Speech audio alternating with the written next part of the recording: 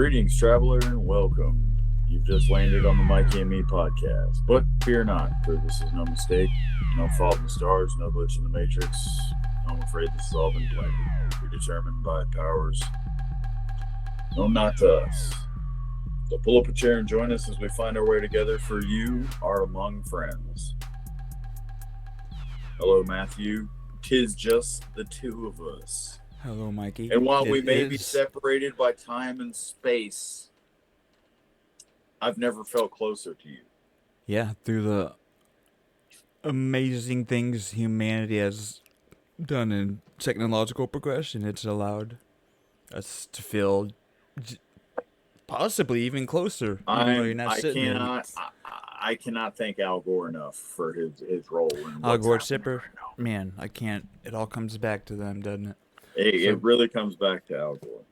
Hell yeah. Thank you, Al. So good to see you, man. Thank you for inventing the internet. Actually, yeah. We'll try and get Al on here, actually. Joe, yeah.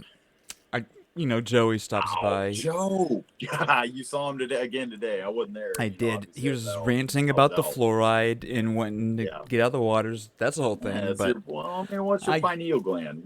Caleb and I were talking about that today. It calcifies your pineal gland. It does. You might not have dreams as much if you're not actually dreaming as much, which I didn't think about it because I don't. Yeah. I mean, you do and you don't remember them all, blah, blah, blah. Either way, maybe you would remember. There's a good chance there's some effect that's having in that whole realm. Yeah, man. Yeah, dude. No, for sure. If, to be able to break through the other side, you have to not drink water or sleep for like 3 or 4 days. And you really you start to see the benefits, Some call it sleep deprivation. Others call it, a way of life, a healthy way to live. But it's a good week, so a lot happened. Drink plenty of water, get plenty of sleep. So a lot happened. It was a good week. It was Valentine's Day. It was Valentine's Day. We just recently had the day of Valentine's. It's a lot of mixed feelings about the holiday. Exactly. So that we're both in interesting positions because as far as for me, it being literally just a mass marketed thing, I feel like companies, whatever, and it is what it is. But if you have a woman in your life, you have to respect however they feel about it. You know what I mean? And I kind of get because I have a wife, so yeah. All that to say, did you do anything interesting with the lady for it? Yeah, no, and before we go into that, I was gonna say, just to respond to what you said, it's funny. I had actually, because to my girlfriend, it means a lot. Valentine's Day is a big deal to her. It's like her dad when she was a kid always made a big deal about it and made sure to always to make it a special day for her and her sisters. And it's always meant a lot to her. And that's cool, and I get it. And to me, it's we were actually talking about that. It's I've always known it as the Hallmark holiday, right? People always talk about how it's a commercialized holiday, mostly perpetuated by the Hallmark card company to produce sales of cards and stuff like that. And while it is, I get that, and I understand everybody's negative opinion about it, or not just negative, but they're just observation, whether if you want to look at it as negative or not. The fact remains. But to me, the way I see it is that it's okay, it is a manufactured holiday like that. It's not a bad one. It's promoting love. At least they manufactured a good one. They manufactured a good one that's giving you something to. Sometimes it's that's the one thing I had told her is that it could be that. Valentine's could potentially have been the biggest and best and only icebreaker for some people. There might have been so many people could have been, the first time they ever asked a girl out, and it turned out that it's they've been together ever since. And he asked her, it was Valentine's Day was his reason to be able to, or her reason to be able to say, hey, do you want to get together? And also, I haven't thought that much about. Yeah, and starting off even when you're a kid with the little Valentine thing, that was your first way of expressing and showing affection. I feel at least I remember when I was a kid, hey, I like you, or somebody telling me that they liked me was giving you the little "Be My Valentine" thing, the little candy. So yes. Yeah, yeah. So all that being said, we had it was fun. We went out and it was a really good time. I didn't, everybody always wants to do something like fun or whatnot, and Yeah, it's an or interesting thing to try and thoughtful. figure out the best thing for you Yeah, and your other significant other. So, yeah. what It did y'all was do? Yeah, so we ended up like I'd been there. This place had been on my mind recently for quite a while, and What strip club was it, Mikey? I'm joking, no, honey. well, This is okay. I couldn't It's a good find any litmus dinner. test I for couldn't find relationship. any dinner If she's specials down, anywhere around. Well, I couldn't find any dinner specials was the thing. you So blindfold her. It's since there like, was all right, no, honey, where are we? we're at the lodge. Yeah, they got a great. They have a All right. great steak and chicken fried steak and gravy I special promise tonight. you, you Yeah, will not forget this Valentine's Day, honey. we get a free basket of fried okra and a If we lap stay long dance. enough, we'll get free breakfast too. Yeah, I know it's great. Oh, Yeah, no, I'm they sorry. want you to stay here as long as you can. So we went. I was trying to think. There'd been this place that had been on my mind for a while, and I was like, well, I figured I would look. I was looking something up. I wanted to see like what even show times they had or what it looked like for the year, and the place Pocket Sandwich Theater. Pocket sandwich. And Pocket Sandwich Theater, I remember seeing them off of Mockingbird and Mm. 75. So Yes, that's what rings the bell from. Behind If Mockingbird if you're in Station. Dallas, sorry, we're just referencing some Dallas locations. Yes, yes, yeah, yeah. No, good point. It was off of Mockingbird and 75. And Yeah, I remember it being on like the second story, and I just always remember seeing it. Pocket Sandwich Theater. I drive past it all the time, and I never went to it. And then it had yeah. been on my mind lately, and so I was like, "Well, let me check, see what they have going on." And I noticed that they moved locations, and that they're now located in the downtown, excuse me, downtown Carrollton area in the little Okay. square, and it's a Yeah, I'm great seeing that here. location, man. Oh, dude, it's such a great location. But we went and saw this right here, Camp Death. Camp Um, Death.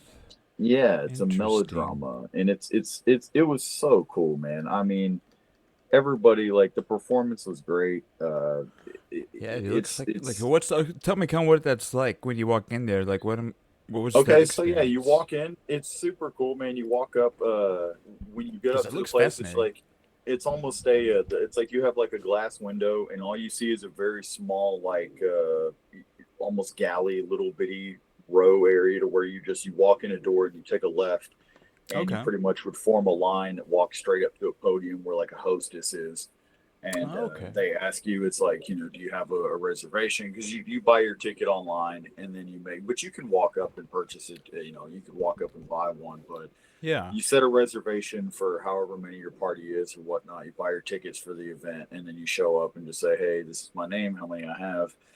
And so, we walk in, said that, and so they were like, "Is it your first time?" We said, both said, "Yeah, it's our first time." And then they took us up. They, gave us the option. They up on like the top row. We either had the option between like a booth or the bar, like looking at Okay. the stage. About how And big would so you say the we auditorium? How many people just have a visual? Like how many Okay, yeah, okay, size of sorry, it you sorry, sorry. think? Yeah. Yeah, yeah, sorry, good point. So after we walked from the booth, from that little podium where we walked in the front door, we took a right into like through a small doorway, and it opened up into like pretty much to where we were walking up from the left hand side of the stage.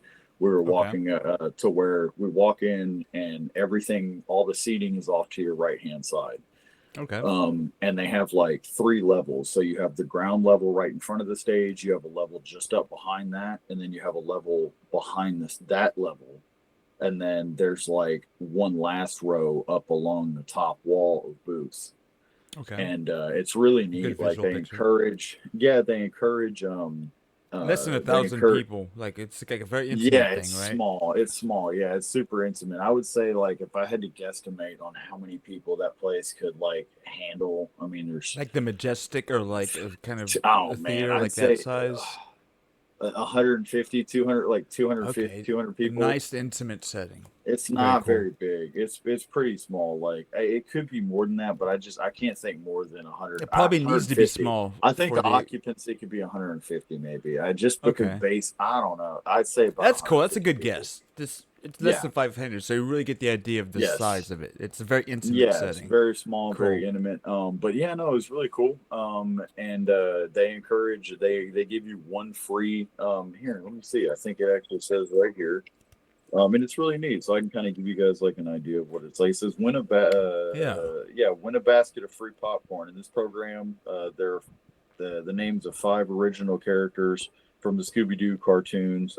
Be one of the first lucky 13 to find them all, or to name So them or there's whatever, and interactive find a basket elements of as the popcorn. audience participant. Yep. And then it says the first basket of popcorn per customer is free. Refills may be obtained from the popcorn professional Interesting. at intermission for the modest price of 50 cents per basket. So So popcorn sounds like a important thing they want people to have it's for a it's a reason. big Why is component, that, do you think? and it's not, yeah, well, so, and it's not salted and it's not buttered. Um, It's just like and it's like because it is generic vanilla encouraged that, popcorn. yes, it is just there's no salt, no butter, because the whole thought behind it in the encouragement is to throw the popcorn at the performers. They want you to Okay, interact when the villain that's comes out, awesome. or when the bad guy, whoever or when something bad in the play Yeah. happens. If somebody, say a guy like in the play, like kind of disses a girl and like says something, oh, you don't look good in that, like, or boo, and they'll grab popcorn and throw popcorn at him. That's such a genius, Anytime there's, simple way to yeah, that the audience get involved, dude. Touche, yeah, dude. That's exactly, really cool and simple and beautiful. yeah, and they break the fourth wall a lot, where they and it's really well done. Where there was an instance like where the line worked in perfect, where the guy was like kind of going off about little kids, like, or kids, or because these kids kept coming to camp Sparkling River and they kept getting Okay. killed.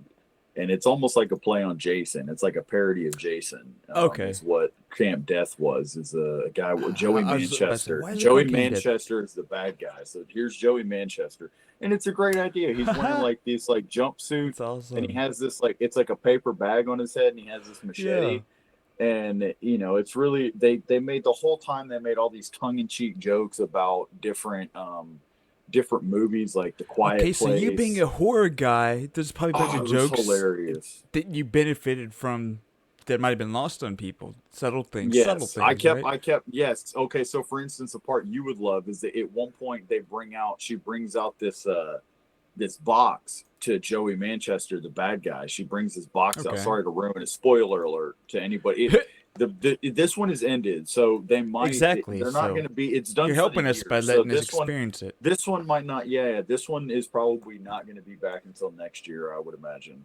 Um, as far as I know from now, is from what they can see, from what I can see, it's not on the docket anywhere else on the back. I can give some list of dates anywhere else, but at one part it Heck was yeah. funny. The girl walked up on the stage and she had a box, and the box was the Hellraiser box. Like it Oh had shit! all Like the little the, Pandora's but box it's, that they have in there. yes, and it was painted like Hellraiser box, and she's holding it right, and she comes out and she sets it down in front Dude, of that's Joey so cool. Manchester.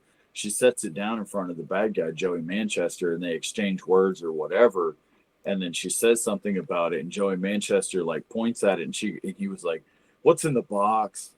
And he was like, "What's in the box?" And he like does the whole like Seven Brad Pitt thing, and so it's just like, I don't Oh know, man, it was great. yes. Like they played the whole Oh parody on dude. that, and I mean, it was like, it was great. Like they were very, it was very self aware. And Heck again, the yeah, way that man. they interacted with the crowd, like there was a guy that kind of kept getting let down or whatever. It's like he was kind of the punchline of every joke, and then finally there came a part where you should feel sorry for him. It was like a oh Yeah. moment, and everybody went That's like great. oh, and he kind of looked up at the crowd and was like, oh, now you care. So it's like, it's funny, like, and they Okay. encourage, they tell Yeah. you at the beginning, they kind of give you the cues, and they tell you in the very beginning, they're like how you should react, and they say like, good things happen, you should react like this, bad things, and it's really neat. Like it's fun. An To interesting me, thought just you saying that, yeah, because it makes sense. So it's just a perfect reason why in traditional like live things they have applause or laughter. It helps the Yes. people know with Yes. so that's exactly that. So that's cool. And it's cool because he walks you through again. He says, in the way they do it, and I don't know what the guy's name was. The main guy who was he Art played the Nord, but maybe I could be wrong. Keep yeah. he played one of the main. He was the guy who came out and did the what would it be, the prologue or the monologue at the beginning. Yes. Yes.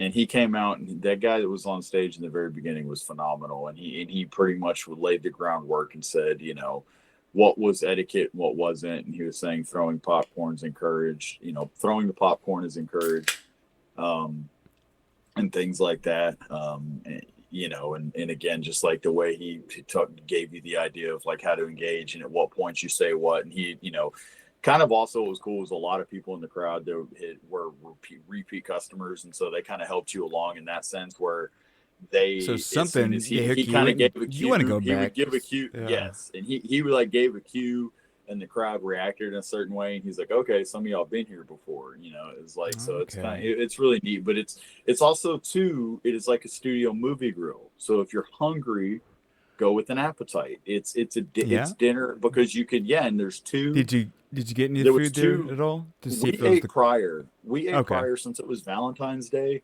It's kind of one of those things where you can do. It looked good though. Valentine's. Probably. Could you assess the it food visually looked to phenomenal. Get an idea? The food, awesome. So we did have the dessert, and that's the thing. So my date didn't know. She didn't know where we were going, and she didn't know where we were going after dinner, and so she was like looking at dessert. Job, I was like, you might want to wait. I was like, you might want to wait.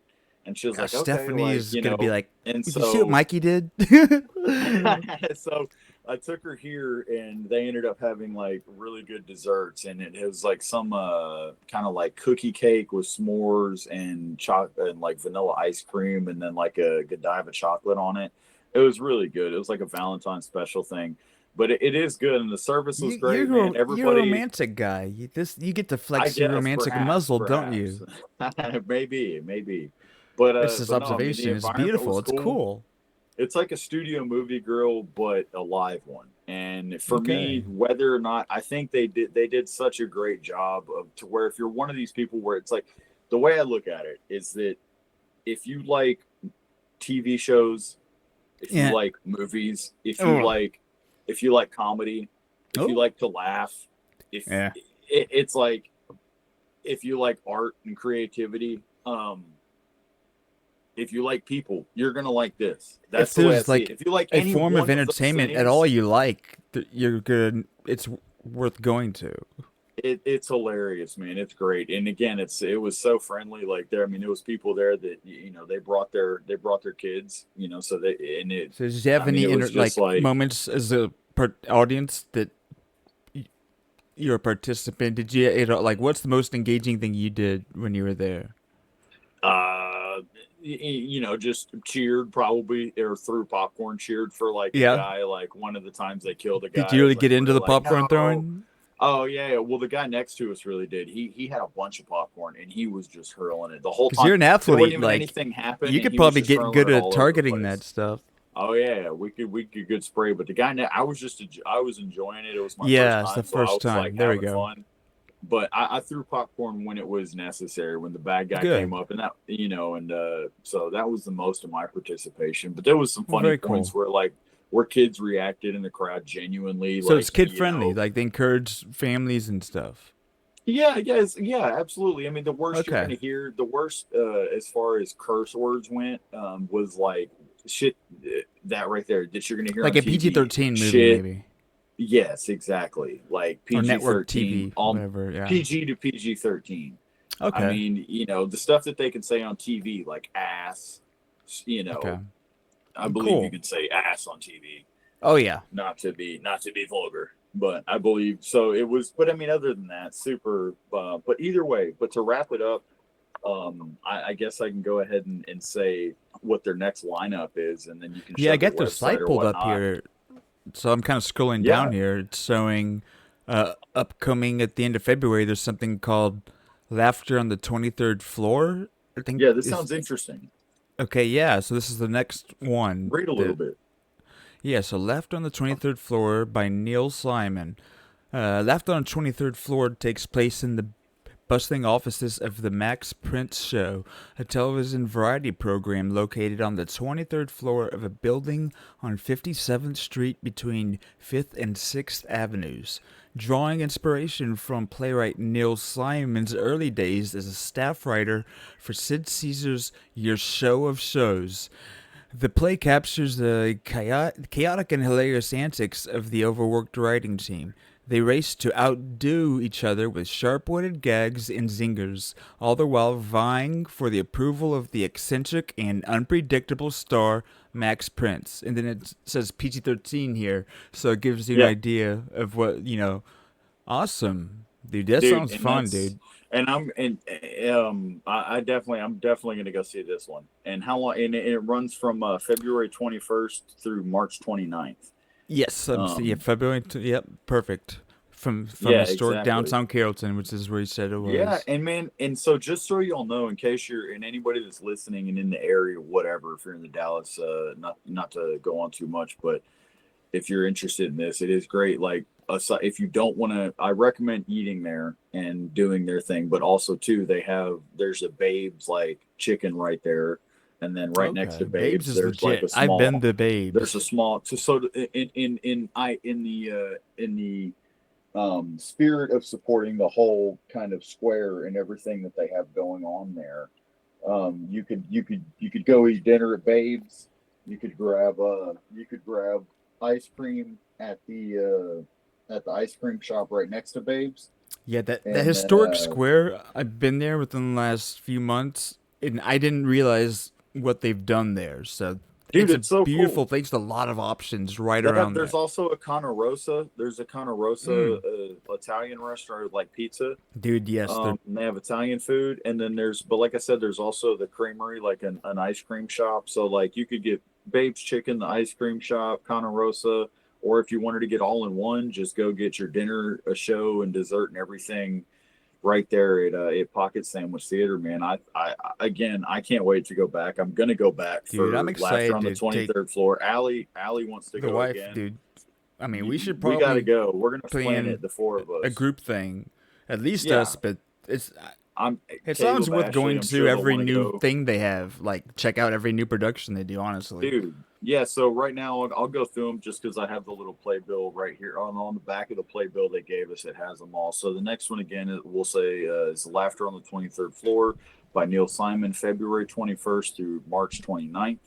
And then there's Romeo and Juliet, the melodrama by Isabel Moon, April 4th through May 17th. And again, this one was melodrama. And so don't let that make you think any like it's going to be slow or boring or anything. This was, I don't know, for whatever reason, I kind of was like, I didn't know what to think when it said melodrama. yeah.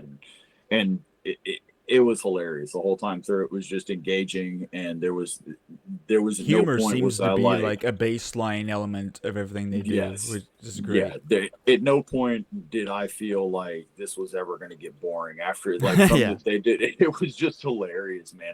There was a lot of times I got goosebumps. Oh yeah. Before I get too far ahead of myself, they actually they do sing along with us. And they said the first song is Hit Me With What? Your Best Shot.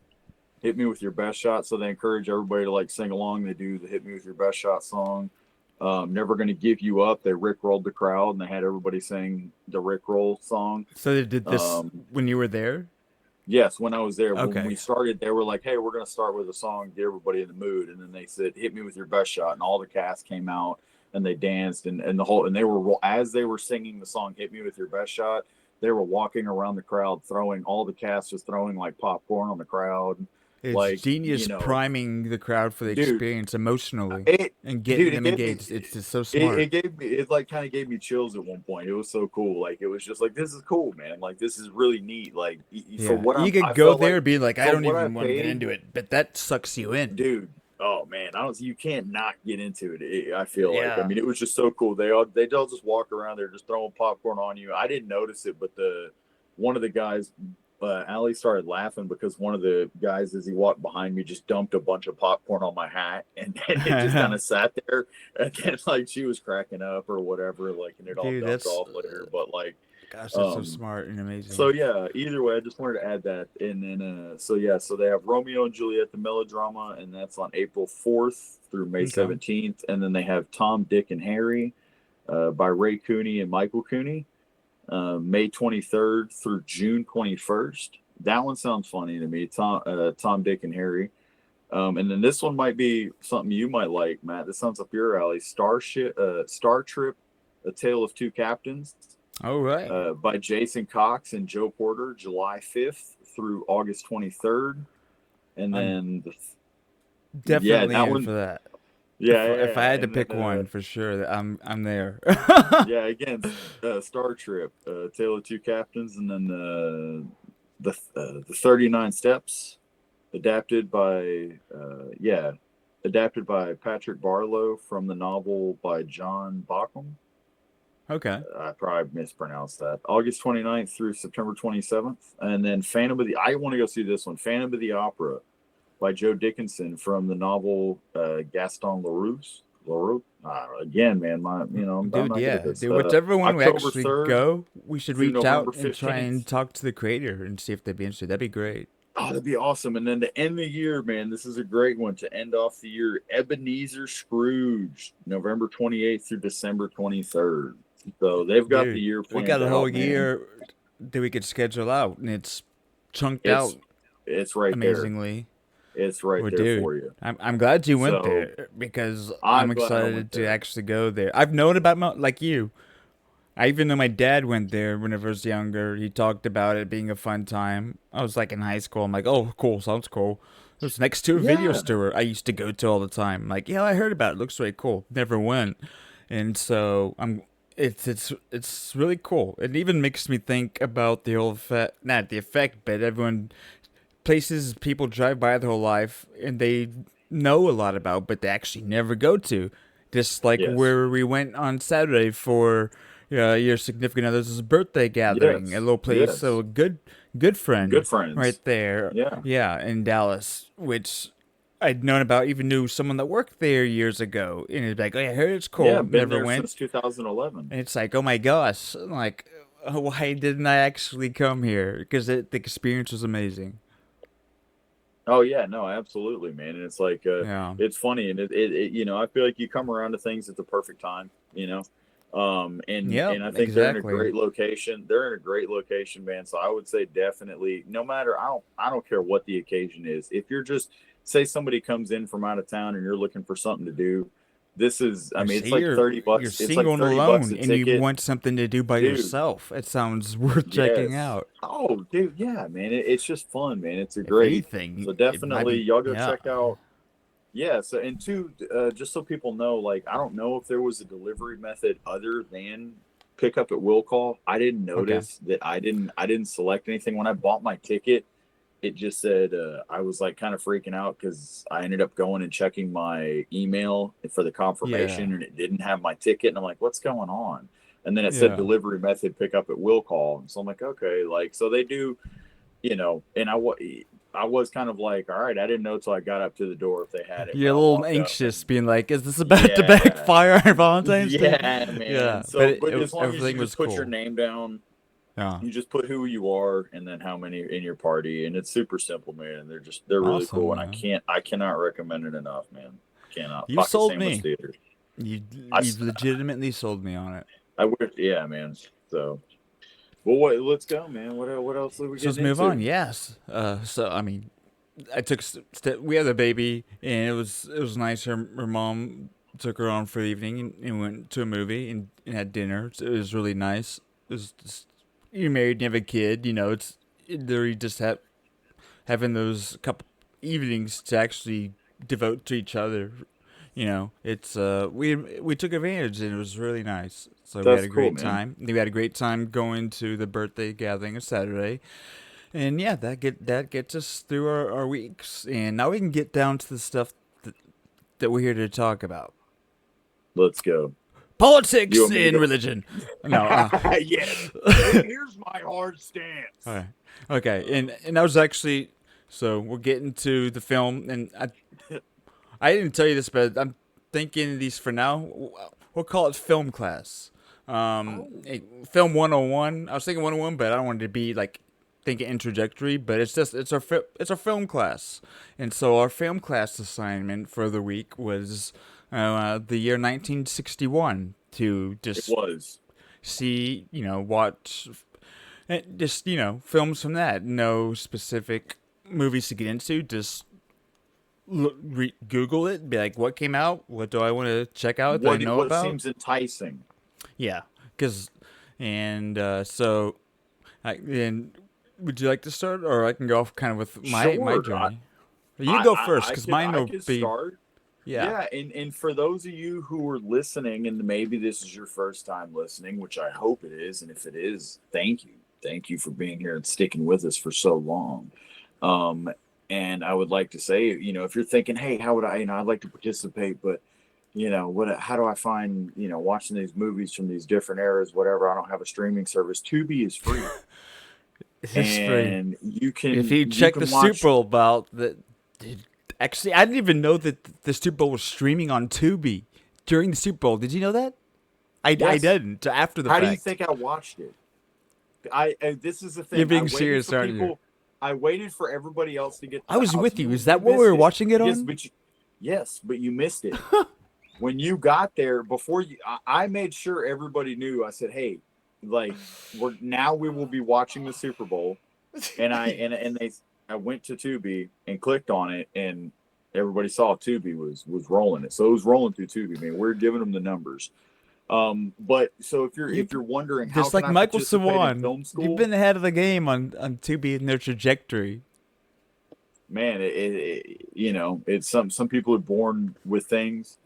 Some people are born with the ability to, You got the eye to you pick out know, winners. This site's going places, there you go. and so tell me And so, what.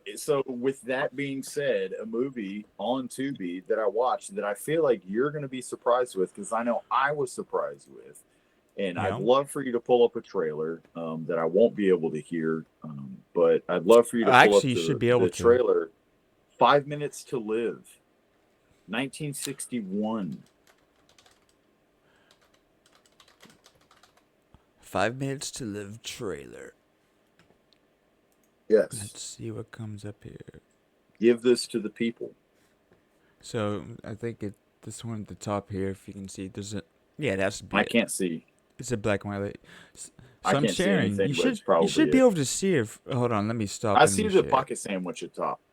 I can Okay, still let me see the pocket stop. sandwich. I know what to do. Just give me 1 second. Which again, shout out Pocket Sandwich Theater, man. Thank you. My girlfriend loved it. I loved it. So can Thank you you. see And what I'm Beth. sharing there now? Um It should just be a yes. screener list. Yes, I So can. I think it's Yes, I this can one at the see it. I top can here. see. More than likely I Perfect. would have to presume, detective. I would presume. All right, so I'm just gonna click on it. 53 seconds, and Click you it. should be able to hear the audio. Click it. Cut the yellow wire. It's thinking. It could be your street, your house, your life. You wouldn't want to make the front pages looking like that, would you? What front pages? What are you talking about? You finish the job, and hurry up, because I ain't got all day. And you ain't got hardly no time at all. It's Johnny Cash. Door-to-Door Maniac. That is. Starring Johnny Cash, famous country and western music singer, in a dramatic suspense shocker. Kay Forrester, whose peaceful world was shattered at the ring of a doorbell. With Pamela Mason, Donald Woods, Ronnie Howard of the Andy Griffith TV show. How much Ron suspense Howard, can dude, you right there. stand? How much reality dare the screen show? Go on, kill me, kill me, kill me! See Johnny Cash and Kay Forrester go the limit in Door-to-Door Maniac. First thing. That was such a good way to do a trailer. They should literally follow that template for modern day Right. trailers. It was not bad, right? That's honestly a really good observation, right? So just look But yeah, that Johnny Cabot and but I happen to I both didn't comedic know guys that at the Johnny same Cash time. was even that he was in a movie Yeah, back I in didn't the either. day. And then I saw that, and I'm like, wait, I just all I did again, I went on Tubi and typed in 1961. Yeah. That popped up, and so So I'll how was defer the back film? to you. How was it? How It was the was good. It was experience? good. Yeah. Johnny did a great job, man. Johnny did a really good job, man. I can't.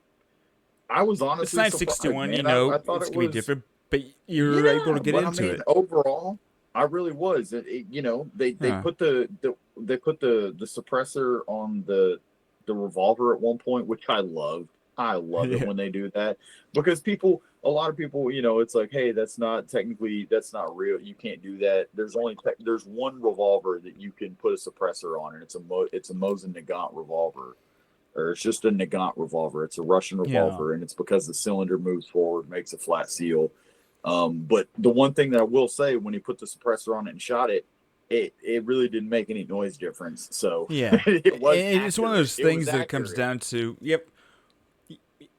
It's modern day. You can be more critical about, but the point they wanted to have the effective suppressor, whether it's realistic or not, they wanted to make sure that it was understood that it was supposed to function like a suppressor. So it's kind of like if you're Yes. a person watching it, outside of maybe modern movies, you could be more critical, but older ones be like, oh, that's funny. I know that's not how it worked, but it's not something to actually hold against it. No, yes, but I did think it was funny that it didn't work. That the suppressor, and it's like it still made the normal gun. It made the normal report that an unsuppressed gun would make, because that's what would happen when you suppress a revolver. It doesn't.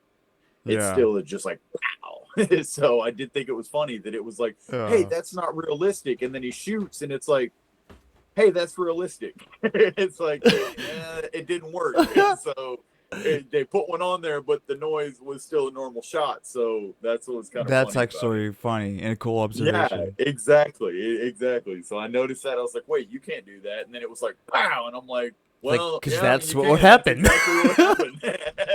So, yeah, man. All right, what do you Well, got? cool. What's your movie? And then we'll come back. I got one more, at least. All right.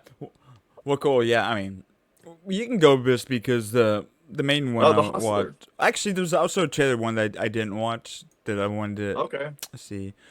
Then you can So, go ahead. I got another one after that. Go ahead. and this is a movie people have heard, and it's more just like only to show a trailer for a timeless movie that there's even a song about Breakfast at Tiffany's, which is Oh, yes. Yeah, man, that's like that's like one of the most iconic pictures too. Audrey yeah, Hepburn with exactly. her So with like the cigarette in front of the window or whatever. Not the cigarette, but the. yes. So Did she as have a far cigarette? as yeah, Oh, so as far as the important cinematic history and whatnot, yeah. this is a landmark film that you need. Yeah, it's You owe it to yourself. So we're so excited for this one. no, Even that absolutely. song, Deep Blue Something. There's a Dallas band. It's on Breakfast at Place like Tiffany's. Tiffany's. And I'd buy some furniture and give the cat a name. Tiffany's? You mean the jewelry store?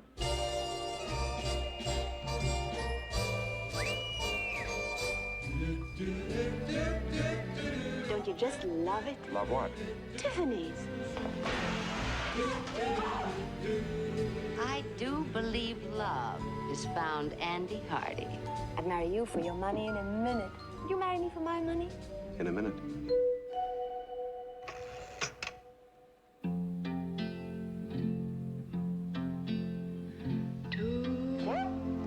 Drifters off to see the world. There's such a lot of world to see. People don't belong to people. I'm not gonna let anyone put me in a cage. I don't want to put you in a cage. I want to love you. Hi.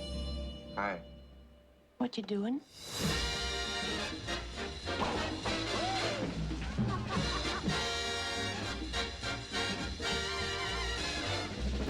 In the trailer, you can just see how many movies have literally been made with this template and just loosely done. But this is the one that set that template. Isn't that pretty cool? No, it really is cool. And man. just I was even gonna it's say, 61, the shots, the cinematography, all the things you take for granted. Like this is 1961, so it was really doing a phenomenal package of all those dynamic elements that you just take for granted. Like, this Yeah, is they were really 1961. doing the best. They were really doing the best you really could have done with the capability, the things they had at their disposal, and everything. Yeah. To accomplish everything they did. I mean, Yeah. it was like, and two, it's playing again, like on our interview with Alec. I mean, it's playing again. I feel like a lot on those basic. They were hitting a lot of those basics just perfectly with lighting, and Yes. settings and stuff like that. The shots, but And I you was get to gonna see it say in the something that's trailer. interesting. Yeah. Yeah, and I was gonna say something interesting. It's like it brought up when I was watching it. It's like I noticed how the guys, how the guy was dressed and how the girl was dressed or whatever. And I noticed the dude's coat, and I was like, yeah, man, it'd be cool if like that. I always thought it'd be cool if those like the kind of the tan, almost detective dusters came back, Yes. right? Wouldn't that be neat? I love it. I do And dig I that saw hardcore. something. I saw something not long ago, and this is the reason I bring this up. And it's not that like I'm like a fashion person necessarily. Like I'm not like, oh, I'm up on fashion. I really like, I'm a connoisseur of it Whenever you and go all out this, though, I but like the way you dress, and it's unique. I so appreciate that. That's I'm just very. saying, I you have a thank style you. in a I sense, do as feel. do I I, do and I feel. think it's cool. I appreciate that, and I do feel as though I have found my own little style, and I Yeah. like it whether anybody does or not. And Yeah, yeah, but I was gonna say one thing. One thing I noticed is it was a video I saw, and as soon as he said it, because that's the thing I've looked at the way people. I've looked at like the way it's like you try and mimic how people dressed back then now. And the reason it's so hard to do is because not just because the clothes are made from different materials, they're made differently in like dimension wise. So for instance, on like modern jeans, and this was the guy showed like side by side comparisons, and I wish I could have his page to drop it, but he showed the side by sides of like men's jeans now versus back in the day, and the pockets Yeah. on the jeans were higher on the back versus lower. So Yes. it made it to where like it made it made the guys, your body look better and more proportioned, more evenly. And two, it was like the waist on all the pants were higher, and the shirts, the waistline on the shirts weren't as low; they were higher as well. So you had a higher pants line, where that was more up to And the like a shirts natural matched waist, that higher pants line. and it So it and makes it sense. made a guy, and it made you look. It made everybody look, even like hefty guys, even guys that were bigger, more husky. They looked more put together and better, and it was like they could be bigger. It didn't matter, but they still look just as put together and slim and like Yeah. fitted. And that was one of the things I realized that's why like classic and vintage denim is a big thing, is because of that right there. The pockets, like the pockets Oh, yeah. on old Levi's and Wranglers were much higher, and it's like they Yeah, kind of ruined I'm it. a guy who had girl, and I was still would, but I would wear like girl jeans in some of them because they would have, designed differently. Yeah. For instance, the way they fit me, the pockets would be different places and do different shit to where it's kind of like the same kind of way of thinking. Yeah. But then it really makes me think, and it's something you have to generally be affluent enough to even have this, and I'm not, but it'd be something that I would really like to do, is actually having your wardrobe custom tailored. And it costs money, but anything you get, because I feel like I knew someone that was into tailoring, and you can get it cheap, but even outfits you get, there's a whole industry, bespoke whatever industry, to where you get like even shirts, like they make shirts, they want to be universal for the most point, but they can get your shirt and they actually tailor, they measure you and they actually make it fit your body, and to where custom tailoring, and then if there's a fundamental design you're talking about, but if you're wealthy enough, you could even be like, actually, I just want you to make my jeans do what you're describing. So it's cool. No, absolutely. Yeah, no, for sure. Yeah, you can, and too, a lot of that stuff, a lot of those clothes are still out there, and there's even other companies now that make kind of those old school type of pants. If you're into that kind of thing, if you've noticed what I'm talking about, like there are companies out there that do make the old school style of like dress pants that are wool or whatnot, for suit and tie kind of occasion or whatnot. My brain is spinning. I have to make a note because AI could help us do all these things. But let's move on. Hey, to look the at next that. movie. Move on to the next movie, The Hustler. It's you. That's my next recommendation. Yes. The Hustler, man. Paul Newman. It was the first. It was the movie. What would you call it? What's the one? What comes before movie in movie terms? What do you call the first one? I mean, the Genesis, the original, the origin. No, that's not what I'm looking for. Whatever. It was the movie that came after this. Either way. So it's the first. There's a sequel that comes out to this. Yeah. I mean, this is There's the first in a series of films, whether it's a 2 or 3, but yeah. So The Hustler. Let's see. Yeah, The Color of Money is the movie that most everybody knows of Tom Cruise. But this is crazy. One That's where like the origin 20 years story later. of Fast Eddie. Yeah. I was talking to Crane briefly, like, whenever they have a sequel that's like decades later, well, they did it in 1960, in 1980, and it's really cool because you can see what film looked like then, and they make a sequel where film, like, has made such leaps and actually be connected to this. It's really cool. It's a rare example of that. Like, it might be one of the ones I can think of.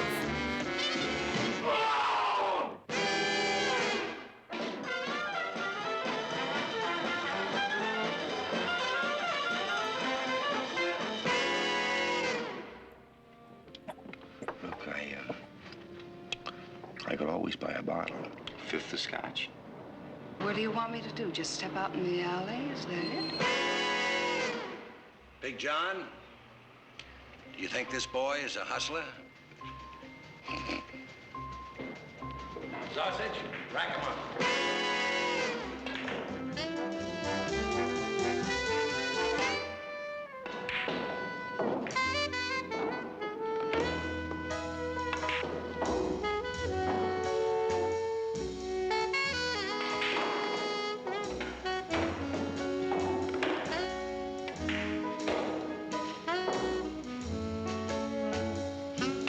Scott, he was patting from last week.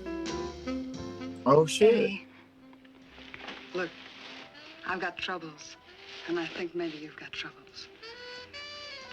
Maybe it'd be better if we just leave each other alone.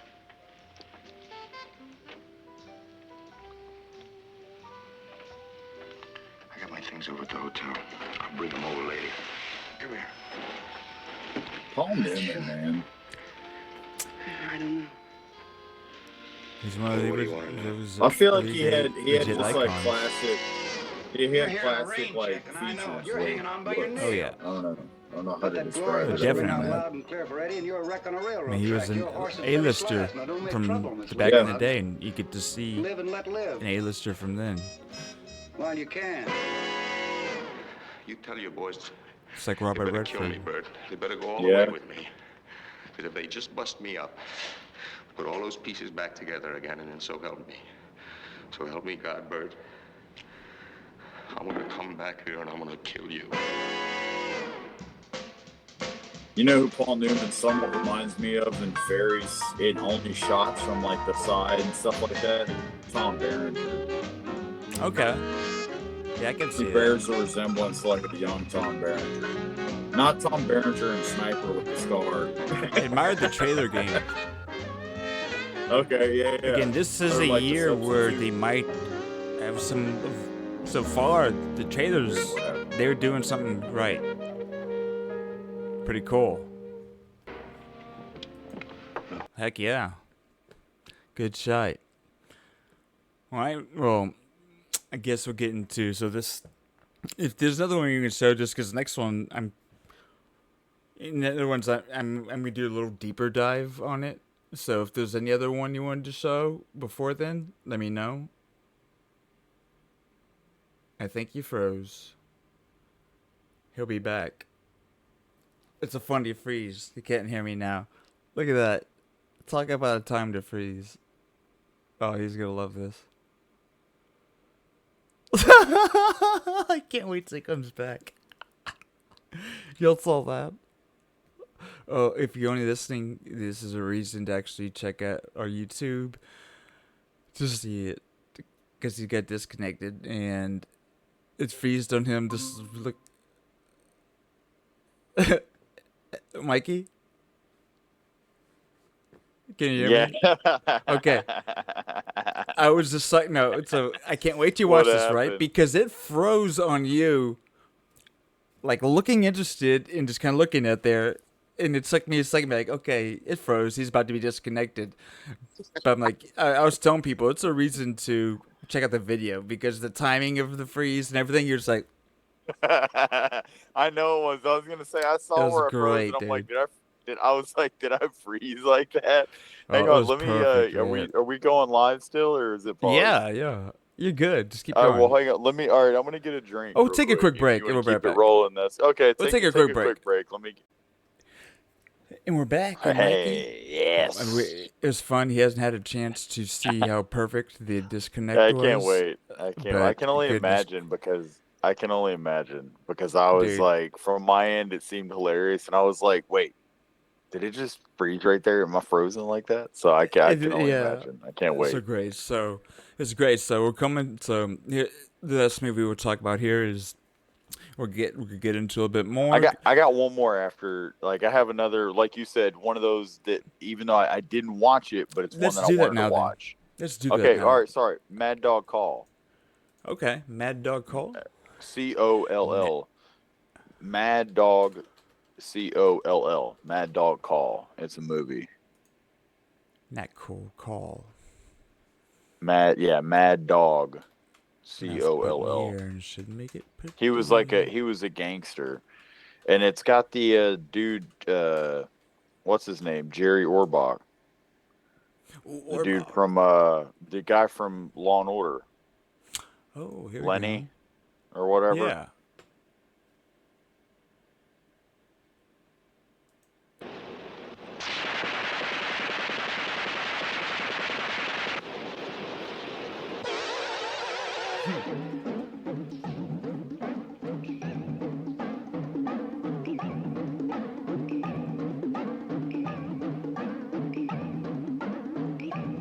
Trailer game, dude. This is Trailer interesting. game. This is an interesting trailer. Is this real? Every one of them is the trailer game of 1961 so far.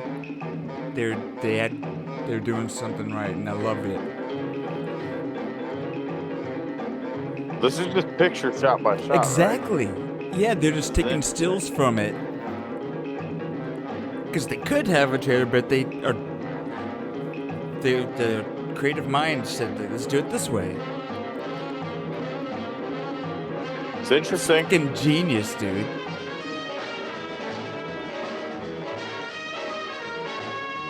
I just found inspiration to just be like, that's a way to do shit. Like, to like here and there, like, look at that. Picking out you just intelligently picking out the scenes, the stills that are capturing. Oh my gosh, he just did it again. And this face is even better. God, thank you for these gifts that you're giving us. Because if you're watching this,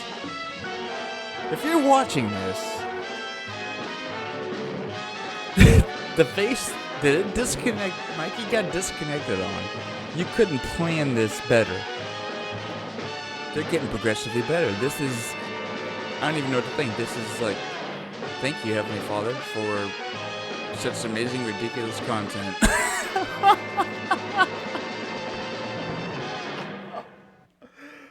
Oh my gosh.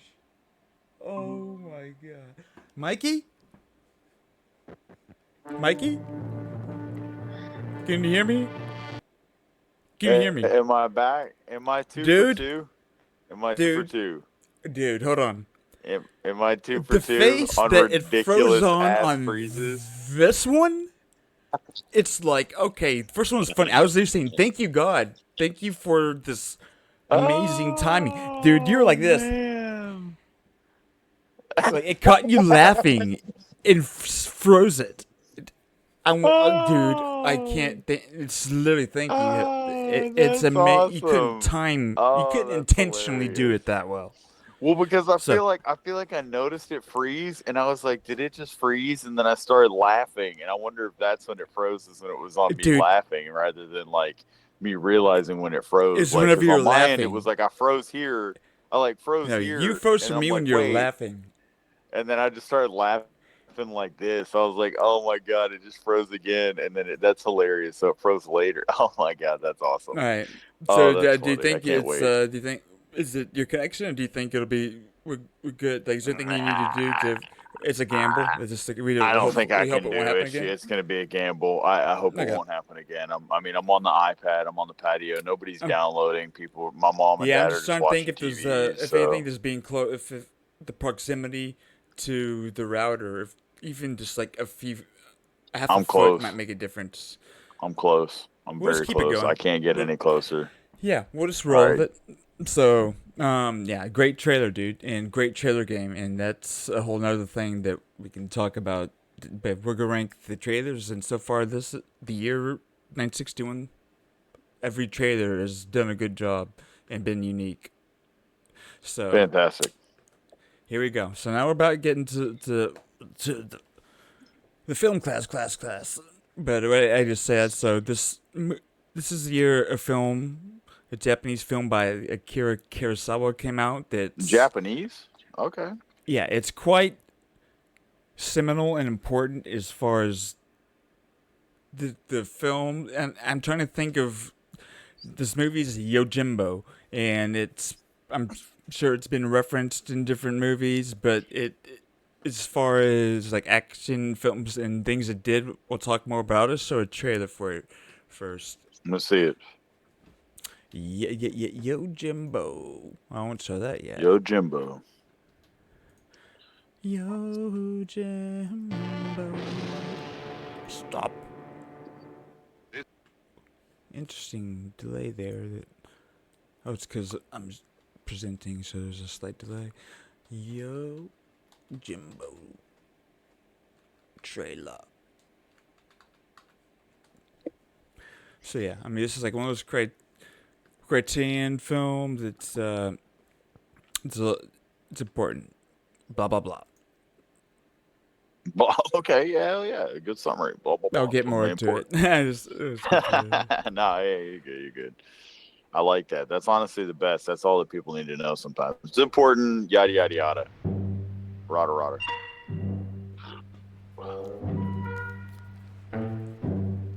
I'm into this already. I don't know how I haven't seen this. No, dude, you love this movie. 用心棒にどうだ腕は今見せる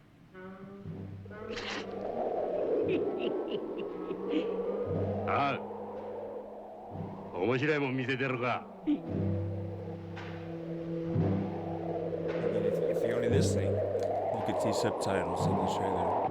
If you want, check out YouTube.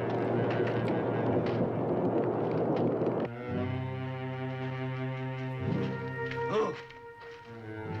なあお前知らないだろこいつとっても強いんだぜ地獄の入り口で顔を合わせたこの二人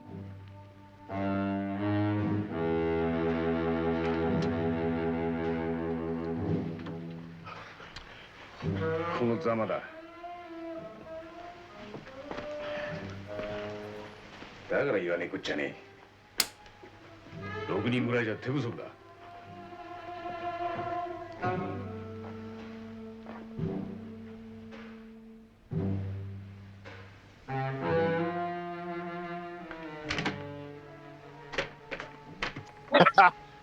ところでThat's some shit. とてもうまく料理されてたなあんないい腕を持ったやつはこの近くにはお前しかいねえそれでもしかするとあの6人叩き殺したのはおめえじゃねえかと思ってね See how that character's so developed with his own little weird. Even not the main guy, the guy, like he has his own developed. Bro, the way he pulled that damn sword away from him while he's already got a pistol on him. Like, it's like, You know he's bad. Then Look at the characters created here. Like, this is awesome. Oh wait, I feel like I know. This is like a meme came from this or a GIF. Probably, dude. This is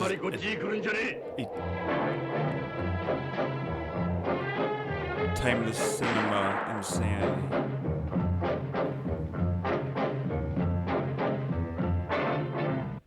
This makes me think of something. Dude, I actually think I might watch that tonight. You actually need to. So I'm gonna. Yojimbo, right? Yeah, Yojimbo. So I'm going to just go through a couple of reasons about the historical importance of I mean, why in film it's so important. Please. So Yojimbo, genre, innovation, and subversion, right? So the film presents a morally ambiguous anti-hero that breaks away from traditional noble samurai, and that subversion had a significant impact on character development in a bunch of other films. It's the idea of the anti-hero, and a protagonist who lacks conventional heroic qualities. So this was like one of the first times it was done in. I'm sure it's existed in form, but that this is like, okay, the anti-hero, a true anti-hero kind of character being done on film like this. And so it had genre blending, okay? So it combines samurai elements with the narrative structure that inspired spaghetti westerns also, right? So films like A Fistful of Dollars, that's an example of a film that was directly influenced by Yojimbo's narrative style. So the genre blending, it merges different genres to create something new. So this is a film that kind of started that. Then there's the cinematography and framing. So the director Akira Kurosawa used a lot of dynamic wide shots, you could even see in the trailer, in careful composition that created a desolate and corrupt world. So framing, which is the arrangement of the visual elements within a shot. So it's the use of framing and how he used all that to build this whole world and the tension that he has. And it brings us to a quick theme. So mise en scene, it might be something I mentioned before, but that's the terminology. So it's kind of the way the elements within the framing come together and have for the mise en scene. So the film, the gritty sets and the costumes, they're meticulously arranged to emphasize the overall theme of societal decay and moral ambiguity. So the mise en scene, it refers to the visual arrangements of a scene. They create a powerful atmosphere.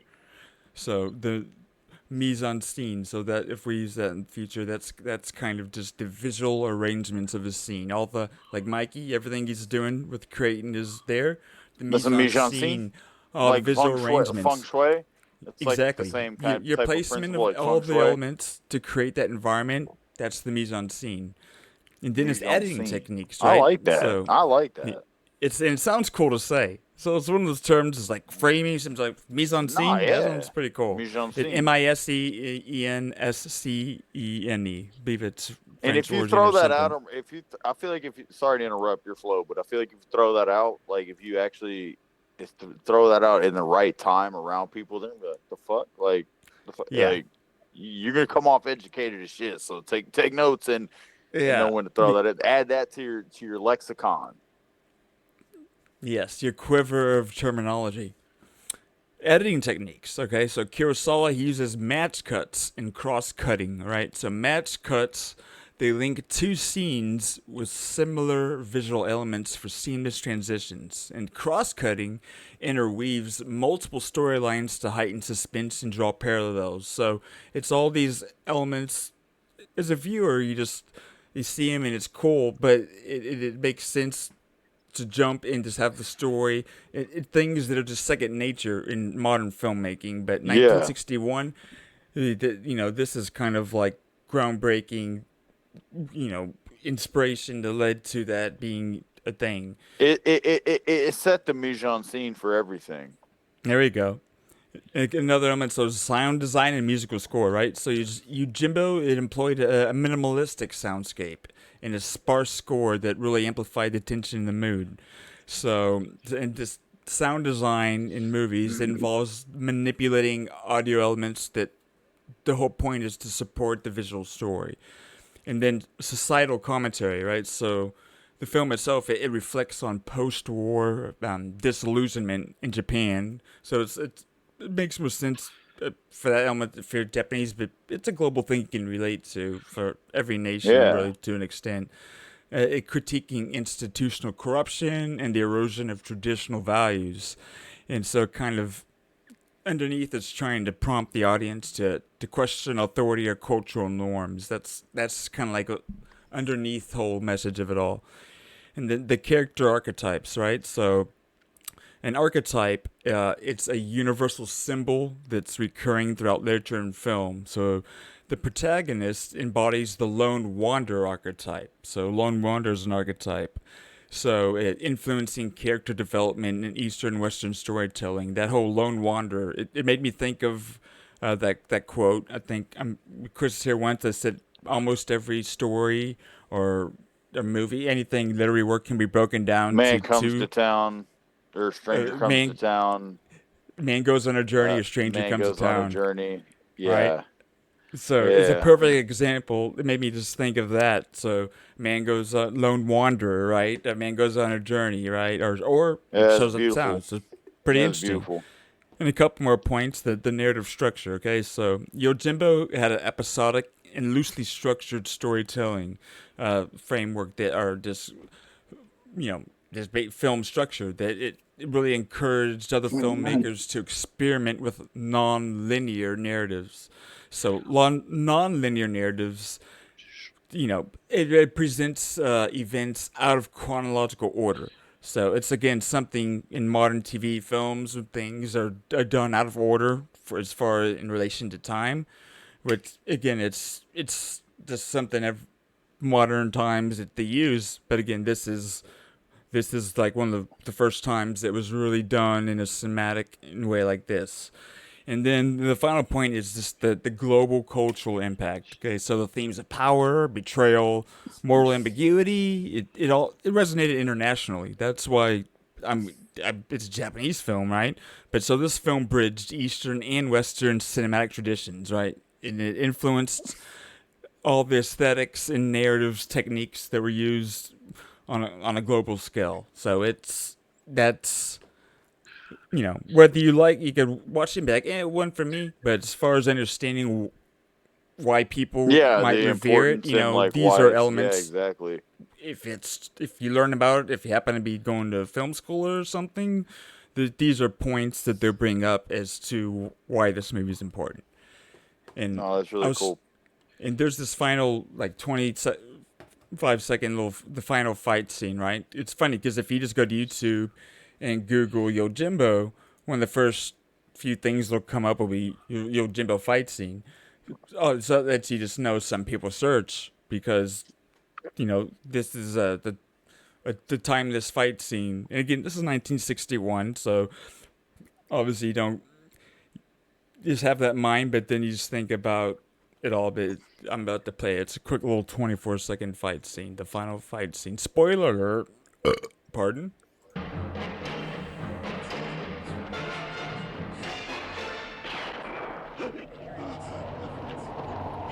I can't see. I see the old Yojimbo. I just see the three Japanese characters on the screen. You're thinking about it a lot. You hear that? My phone was responding to me because I thought I was talking. That's crazy. That was Gemini. Okay, I was gonna say I don't see. That's Gemini. I don't see anything on the screen. Not my favorite AI, but Gemini's good. Interesting. Hold on. So I'm going to stop sharing and reshare because Mikey has to be able to see this. Does the world present now? Yes. Can you see this, Sir Michael?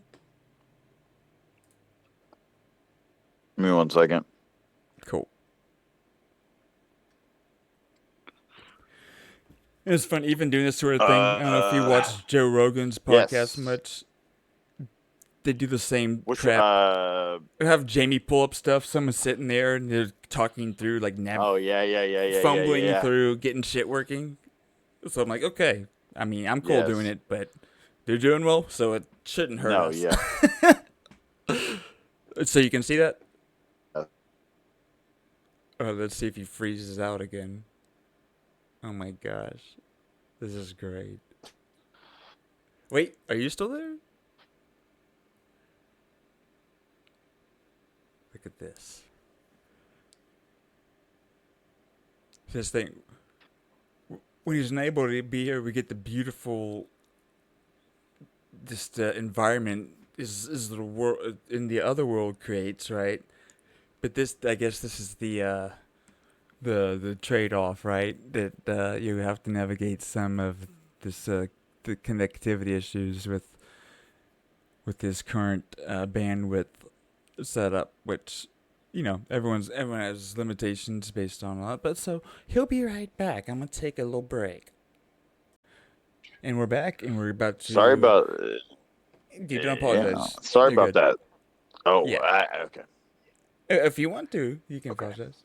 No, I'd like to apologize to the people. No, I'd like to take a minute and apologize. I should have known that whenever I unplugged my charger from my power source, that whenever I went to plug it back in, that it would cause interruption. And I figured out that's what's causing the interruption. So I just told you that it's a learning experience. We're learning, and hopefully you're helping others possibly learn from that. So the likelihood of that debatable. Yeah, debatable. It's the information if they're hearing it's in their mind. So maybe it's even those if they who don't want to learn. Those who want to learn. They'll be here, and their mind. May your mind be like a sponge. Okay, and that alone means they might learn even when they don't want to. What was that shit you said earlier about the movies? The Mizurashi? Mise en scene. Mise en scene. Yeah, so think mise. How do you spell it? So I'll just phonetically mise, like MEES. Think it that way. On, like mise? On something, then scene, just like a movie scene. Mise en scene. Mise en scene. Mise en scene. Perfect. Mise en scene. Yep. Look at that. Okay. You're already thinking about how to sound like a badass, throwing that out casually. Nah, it's just gonna be real casual. It's gonna be real casual. Exactly. If you're at a bar, happening to be randomly talking with somebody, it's like, I don't know if you're into that film, but the mise en scene, they really nailed it on there. Like, what? That's like, there was one time there was a customer of mine that went on vacation, and he went to Japan, and he came back, and I was like, hey man, how you doing? We're talking to him, and I'm shooting the breeze with him, whatever. And he told me he just got back from Japan, and I was like, "Oh, that's awesome!" Like I've always thought it, I've always wanted to go to Japan. Thought it'd be awesome to go to Japan. I said, "How was it?" And he said it was. And he paused and he sat there for a second. He looked around. And he goes, "It was very superfluous." And I was like, "Wow." I'm flattered that he thought that I knew what superfluous meant. You know what I mean? In that moment, I was like, wow. So I looked it up, and I was like, oh, okay, that's interesting, man. What's superfluous? That's it. What a way. Superfluous. I don't know. I figured out at the time it's more or less like, superfluous. Exactly. It's like a cornucopia of love. Yeah. Super. So it has something to do with extra thinking overly of something. So superfluous, I guess, an exaggeration perhaps of sorts, who knows.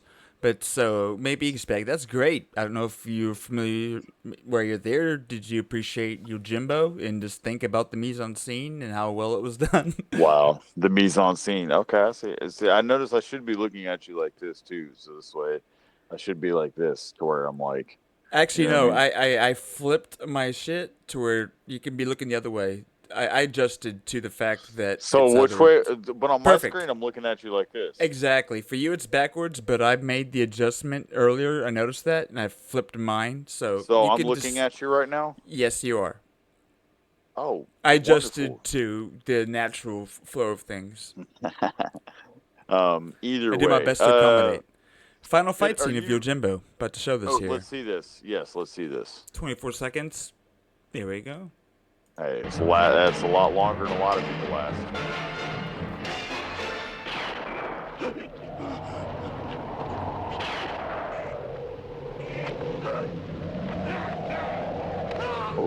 Golly.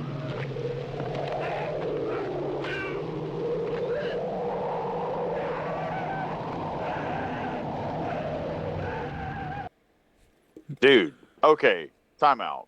So what are your That initial right thoughts? there, my initial thoughts, real. 0 hit markers. Guy was just like, there was no, like, have you seen, there's those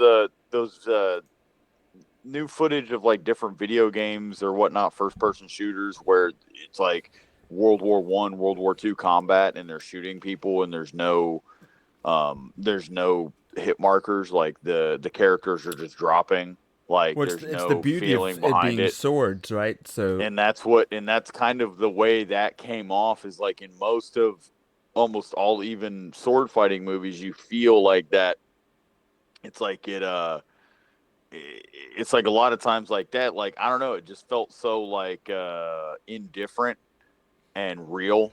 Like, I think that's what was cool about it. In a lot of the movies, they make every single like engagement or in a big fight scene, like in Kill Bill, it's like each kill that they do is like very, it's its own thing rather than like rather than just moving through and doing it and being very indifferent and not personal. It's very, it's Right. very, it was very, the final it was cool. fight, That's 24 really seconds. It speaks to that whole thing, but Nah, it's also great. just going back to something in modern TV cinema, the one man versus a large. This isn't the only time he's like one man fighting a lot of people, and it's been done in a lot of things. But just the one single badass who's able to be in a room and then just take everybody out. This 1961, and this is a cool thing about, and you can even see from the trailers, movie action films, right? Action movies.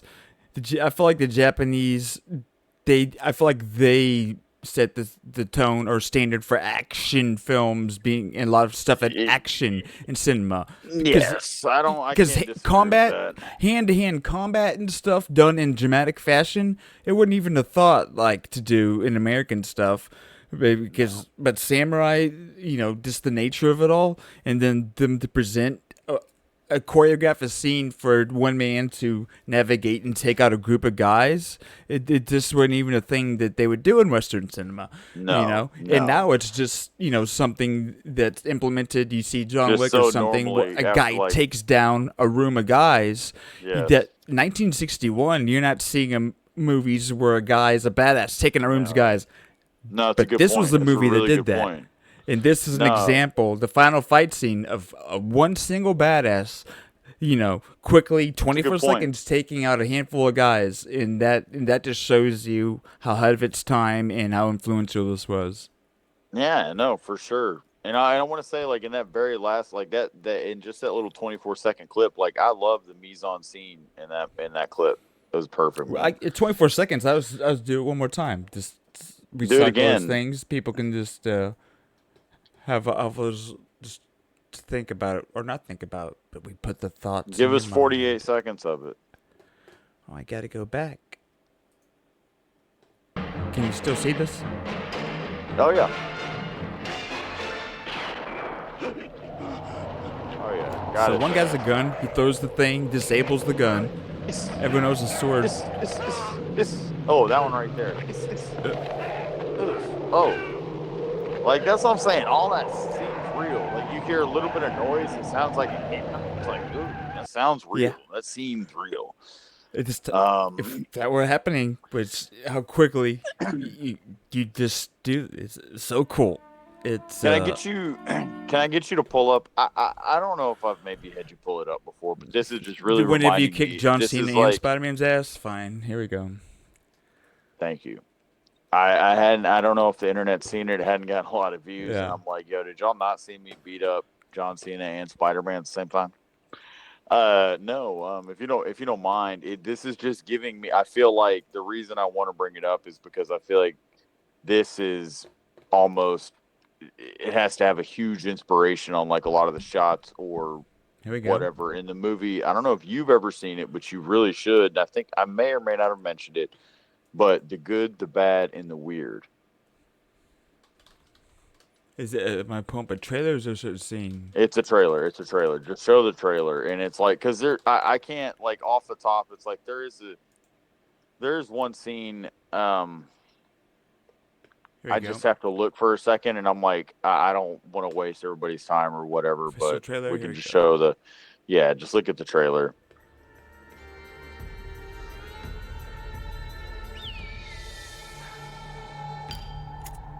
자넨 만족을 본 어디쯤에서 제국열차를 타고 가네마루한테서 그 지도를 다시 빼앗으면 그걸로 끝이. No, it's a great movie, dude. I love this movie.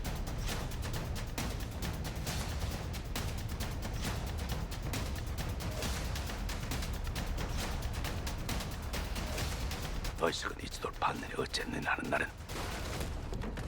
Wait, all the stuff that I said in you might have learned about Yojimbo. You can literally just see this movie. Yojimbo inspired spaghetti westerns, about samurai. Yeah. Shit. This is a movie that's kind of doing a western thing, right? Yeah.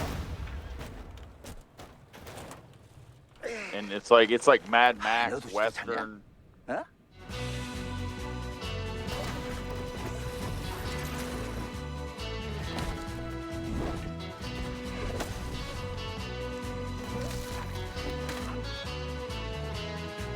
Sergio Leone needs the wacky something. 거기서 bom이 나오면 너랑 나랑 깨끗하게 6대4로 나눠.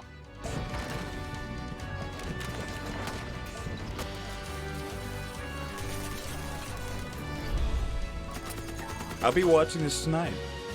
Okay, I don't lie when I say alright. that. Okay. I'm joking. But no, I do want to watch this tonight. You'll love it. Steph would love it too. Steph would like this. I don't watch stuff with her. I watch it. I'll tell her about it. 보험을 지도라는 시가 어디든지 널 I know, dude. Yeah. 거기가 This is 지옥이라. sick. Dude, you're gonna love it, dude. It's such a, it's great, man. I love it. It's like a love. It's almost, it's like a love letter. The good, the bad, and the ugly. For spaghetti. The good, bad, and the weird. Yeah. The good, the bad, the weird, man. It's like I love letter for spaghetti like, westerns. What spaghetti westerns were a thing. They were easily influenced by Yojimbo. Yes, and that's what I was saying. It's like this is like it's just great because it's a crossover. It's like this samurai, Japanese, cowboy, spaghetti western, Indiana Jones. It's just great, man. It's like all of it. Yeah. Like it's such a great movie. And you bringing Yojimbo up made me think of this movie. I'm like, the shots I was seeing and the whole vibe of it just gave me the same, like, it made me realize like, oh shit, this is like more or less where they got their blueprint or foundation. Oh yeah. And so before we close it out, we'll quickly do next year's draw. For film class. You can't see it, but just so I'm about to do it here. 1915. And during this week, I'm gonna actually create a spreadsheet logging the years we've done and the notable information from each movies, whatever, blah blah blah. But 2000. So this year's film class assignment is. It might be the most important year. Think what that is. Why would I say that personally? The most important year. For me, to me, it's probably, or because of me, it's an important year. Not the most important. We're going up to 99. Yeah.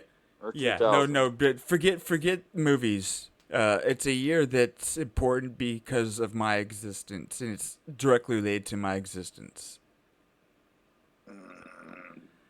My existence. 84. 3. The year I was born. 84. 1984. Okay. The year I was born. So that's the. I was like, that's what I was kind of thinking initially. I was like, that's 1984. This is a good year. We got to let Jeff know the year's 1984 because he's definitely going to be in on this. This is going to be more up his alley. Yeah. Yeah, we're getting into some territory. Poor Jeff has been he's been, he's been upset about, and I don't disagree because I've been toughing it out with the '60s and the '70s, but like it's nice to hear '84. I'm gonna tell you that. It's You rolled film class. 84. It's not always easy. It is. I'm film trying class. to push you guys. I'm trying to push No, everybody. you're pushing us for sure, man. And And I've it's been important. laboring. I've been laboring. Because 1961, we get to learn about something that came out, and movie. and we get to learn about the influence and the origin of something that's influenced movies we love. So, I know definitely it's just funny. It's like the kid and the guy's like, oh my gosh, okay, really, it's just fine. It's great. I love it. I love it. No, I love it too, man. It's great. So we're putting the books on this week's film class, and then I'll let you go from here unless you want me to go from here and take it. I know that. Did we touch on this? If you want to touch on, I want to make sure. I think so. Because because forgive me, I don't want to steamroll you because I got no. What are you? Were you about hold to go on, into actually, something? we need to check the topic box Do we real have quick. the topic? I was gonna say, like, I feel like there's that, and then let me see.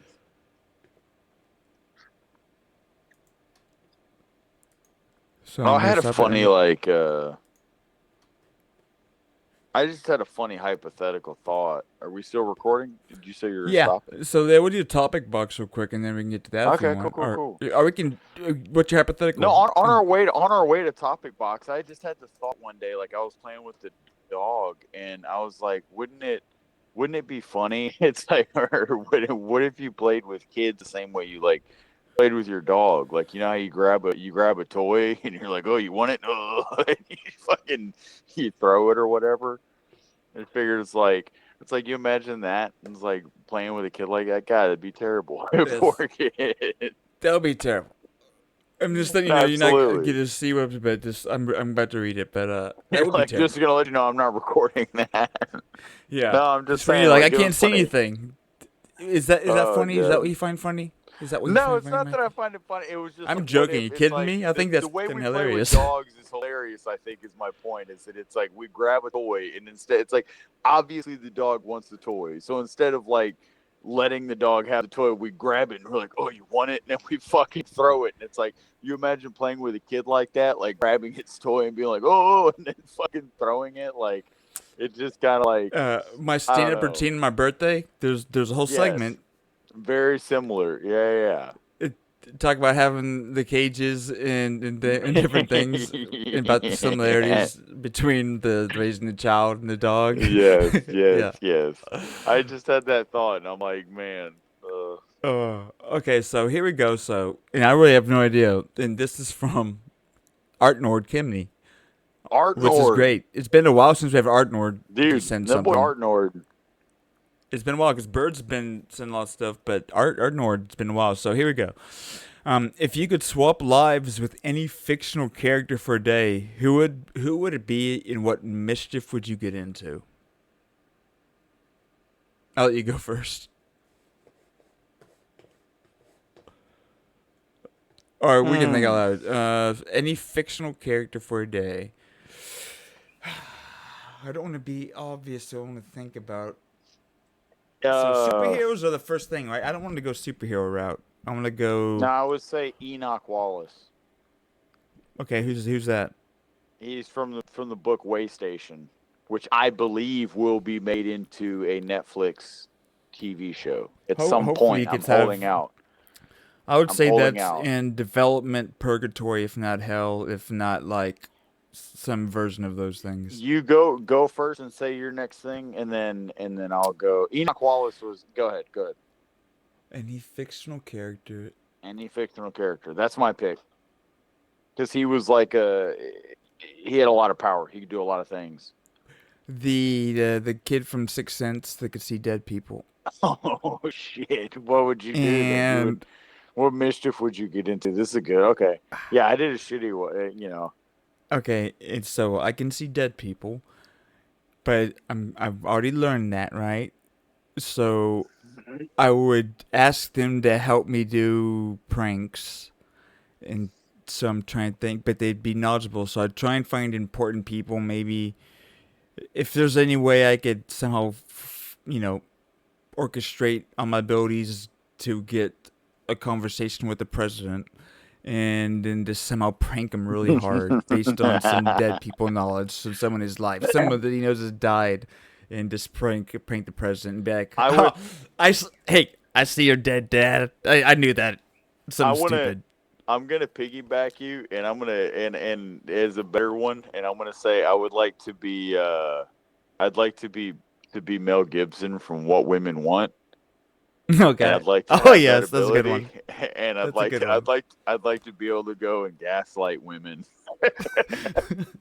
Since I know what they want, I could just gaslight. Wait, so the thing is, you can not only gaslight them, but actually be the best gaslighter of women that you could ever be. Would just, it'd gaslight them perfectly. We just lost a lot of listeners. We just lost however many. I think we just lost a lot. I don't think so. That's cool. I think Mikey, my girlfriend would laugh at that. My girlfriend will laugh. I could say how to achieve that dream without having that power. It's like, that. Be seeing you. Did you know that the term? I think we may have talked about it before, but the term gaslighting came from a movie. It came from a movie. Okay, tell us. Yeah, I can't remember, but either way, I don't know what the name of the movie was, but you can look up and it'll say where the term came from in the movie, and it was like more or less where a guy was doing just that, like a lady. It's like convincing a lady that like what she was hearing or thinking like these noises or something was like not real or whatever, and it was, and he knew they were, and it was like the origin is from a movie. That's where origin like the oven, the gas light referring to a light on an oven or something, and intentionally like having it be off. I was like, I think it's messing up, almost like if they hear like there's an alarm or something going off, and it is, be like it's not going off, but intentionally you're like having it go off and on. So you're driving them insane. Is the thing. So you're slowly driving them insane, and you're just fucking with them. But it's okay. So you bring that up, makes it a natural segue. But I'll let you keep going. Go ahead. Go ahead. What's your natural segue? The natural segue from the a list of things that whether I get to them or not, but this dictates that I'm gonna get to this because this is something I wanted to talk about briefly episodes ago, but we never get to because it wasn't important. I have a list of shit. Yeah. But it just it's not commonly misused, but in the same realm, commonly misused phrases and sayings, right? Okay. So it just made me think gaslighting. It's not misused, but it's something. Okay, people use it. They don't necessarily even know what it means where the origin of it. It just made me think about. Because there's one that drives me insane, and it's one that's been misused for so long that it's accepted. The misused version of it is accepted as being something else that it's actually not. So the top dog, and then I'll read through some ones that are just fun known, but begging the question. It's some people say like, oh, that begs the question, but so people say that, and like if you were to hear him say it, like what do you think? If we're sitting here talking, blah blah blah, and be like, oh yeah, but that begs the question, like what naturally, what I mean, because the meaning isn't is brings up the question, right? So that's what you think, and that's what I was gonna say. That's exactly. I was just about to say that's like I feel like that's why most people say it the way they do is because it's like. You feel like that's what it means is brings up the question, right? But is it more or less like I'm not so saying begging? Yeah, so begging the question, right? So, so let me get. I save all these notes, and I'll just do it this way because it's if you hear it. In my mind, it's just because I'm anal and think it's like, oh, these should just be like, it brings up the question or raises the question. The question would be like, for like what people are thinking, what it means, but it comes up with the whole concept of if you're in the legal profession or anything, logical fallacies. There's like strong, and that's a whole other thing we get into that I wanted, but begging the question, because begging the question is considered it's one of the logical fallacies, right? So, but Okay. the actual meaning of begging the question is, so begging the question fallacy occurs when an argument assumes the truth of its conclusion within its premises, essentially using the point you're trying to prove as evidence for itself, creating a circular reasoning loop where nothing is actually proving. So, so I'll put simple example. So, simple example of that, of what that actually is, would be a simple example begging the question would be, ghosts are real because there's evidence of paranormal activity. So it assumes the existence of ghosts to prove the existence of paranormal activity, which is essentially circular reasoning where the premise relies on the conclusion already being true. So it's assuming the paranormal activity is true, right? So it's almost saying like, well, ghosts are real because paranormal activity is real, if we're thinking, but no, where's the evidence of paranormal activity being real? This is an example to where it's you're making a point that's, well, that's real because that's true because that's true. But the other true thing is something that they need to prove too, but they haven't. So it's like circular. So that's the actual meaning of begging the question. It doesn't even make sense. At least and I want to let common you know, language. even with this new information, I still believe in Mothman. As you should. As you absolutely should. I still believe in him. No, that's great. And it's a thing that it's so thank you for telling me that. That's great. For so long, it's been so misused to where it's like whenever a word's allowed to have multiple definitions, to where begging the question, it's just now accepted to also mean raises the question. It raises the question, exactly. And it's so accepted. It's fine. And it's just me being anal. Every time I hear it, I'm like, no, but I mean, it's dialogue like, it's and shows, nice to but know. It's one of the things. It'd be nice to be able to, acclimate yourself and understand exactly what it means, so that you can, again, just run. And not to call people out because they'd be like the assholes, like, No. okay, you know all this shit. It's it's to try. I've never called people out, but it's just like, help. it's just knowing, and it's just like a personal annoying pet peeve. But so a list of other one. Now I won't go into the depth of the other ones, but commonly misused sayings would be like the people say for, and I might be wrong, but so they'll say for all intensive purposes instead of for all intents and purposes. Yeah. So they'll say all intensive purposes. Yeah. But it's all intents and another one in the same. They'll say, "Oh, that's one in the same," but it's actually supposed to be one and the same. Yeah. Biting my time. What's it? I don't think so, but they'll say biting my time instead of biting my time. Biting. Yeah. But yeah, it's not as annoying. Nip it in the butt is what they say. Nip it in the butt, but it's nip it in the bud. You know. Yeah. It's like plain, like when you're pruning something. And one that I could care less. It's like, no, it's I couldn't care less. Couldn't care less. Because if you think about it, I could care less. It's not making the point. It's like you want to be at the bottom. You want to be the extreme. It's like exactly. I could care less. So it's like no, I could not care less. I care. I have no more care to give. Yeah, and that's one that the bottom. It's probably might be the most common of all these. No, it is. That probably is the most. Or hunger pains is one. Like I got hunger pains, but it's actually hunger pangs. Pangs. Pangs. Yeah. That's weird. That one is probably peace of mind and peace of mind. It's more the word they'll do PIECE, like a piece of it instead of peace, like serenity. Or you've got another thing coming versus you've got another. Wait, hold on. I'm reading this.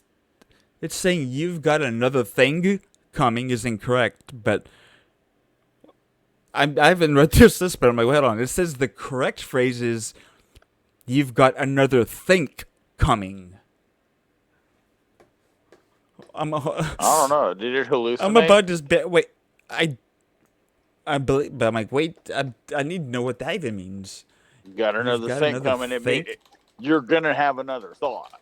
It's like you're gonna think again. Don't worry about it. It's gonna come back. You're gonna have another thing. You're gonna have another thing coming. That way. Huh. Is it correct to say you have another think coming? You may have noticed some people say you've got another think coming, while others say you got another thing. Both expressions are used to a person that are, I don't know. I guess I'm learning whatever that's worth. Yeah, we can just end on that one. Well, no, I don't even know what to think anymore. I don't even know what to think anymore. I was gonna say, could you do me a favor if you have your best AI search engine pulled up, because I've gotten one result, and I'd like you to pull up your best AI search engine. You said this is a weird thing. Like, there's Gemini and ChatGPT. They haven't done it yet. I don't know if they're ever going to, but I think Grok is Twitter's or X's, right? Gemini's Google's. Claude is another one that's popular. They have names, and I think that's actually over time and decades, them being named entities, because I think they're gonna be thought of almost as living, knowing entities, right? That ChatGPT, and I even made a Twitter post being like, I imagine that Sam Altman and people internally have a name for it. That's not just ChatGPT. And I've heard him call it Chat, like on videos, but they have a video, text-to-video thing they call it Sora. So honestly, I think ChatGPT's name for me is Sora, but that's a whole different thing. So I'm gonna use Sora, which is ChatGPT. For me, who knows? Fuck it. But so what do you want me to look up? Ask it. Will the book Waystation be made into a Netflix series or Netflix TV show? Will the book? So you just want to know if they're like searching if it's actually in production at all? I just want you to search it through. I gotcha. Will the Waystation be turned in? It just me. I don't need to be more specific. Okay, I'll ask the question, dude. Let's see. It's reasoning, because I'm using a reasoning model. It had better reason correctly. Because I could change to one that's not a thinking model. Oh, we want it to think. Yeah. We want this one. Okay, thought for so there's been some movement on adapting Clifford D. Simak's classic novel into a visual format, but not in the way many fans might hope. In recent years, the rights were acquired by Matt Reeves' production company for film adaptation that's being developed for Netflix, while many readers have long wished for a TV series version. The current project is planned as a movie, but there haven't been any confirmed plans to turn it into a show. So let's see, when does the movie come out? So, because it's this is what it says, development. When's the movie coming out? Let's see what it says. You're fucking. This shit's gaslighting me right now. It's in development hell to where unless there's new shit coming out. As of now, there's an official release date or anything like that. The project was announced back in 2019, and there's been no update since then. Like I said, so it's as of now. Why do you not want this to happen, Matt? Why do you not want this? I want it to happen. You just don't want to hear that there's nothing happening. I want it to. We could talk about it more. If we talk about it more, it might help speak it into existence. Really should. It's a cool raising book. Awareness. The Waystations, most definitely. It's gone far enough to actually have Netflix acquire Matt Reeves directed the Batman and other Kingsman stuff. So serious people have wanted to do something with it. Yeah, and they've even spent money on it, but it hadn't happened yet. So I just feel like it's hopefully just a matter of time. I just know like Three Body Problem was something that they thought could never be made because it's so complex and crazy. But over time, at some point it did. However, so I think it's just a matter of time. It's just a matter of time.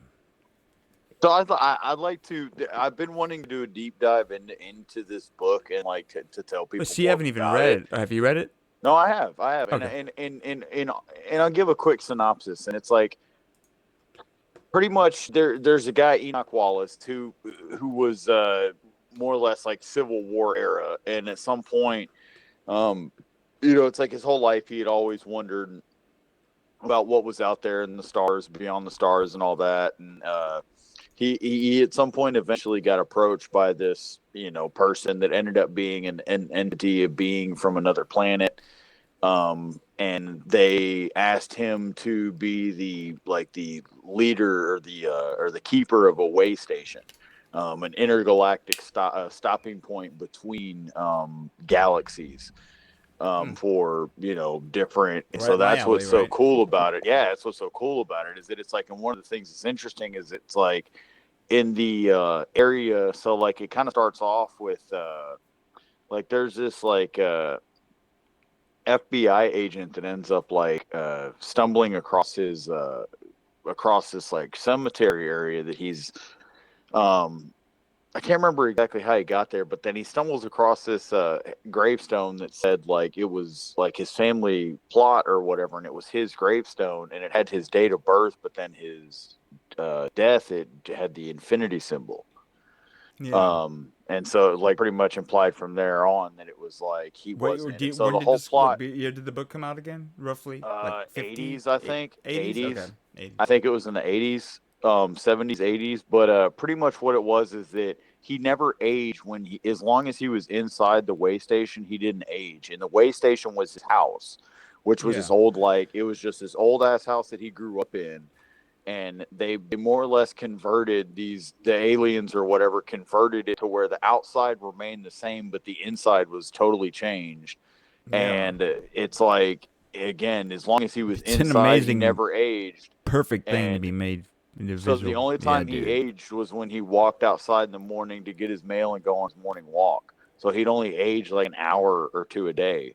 And then he'd be in the way station the rest of the day, like helping, these aliens or beings get between planets and stuff. And he talks about his encounters with these different beings and stuff, and like his experiences.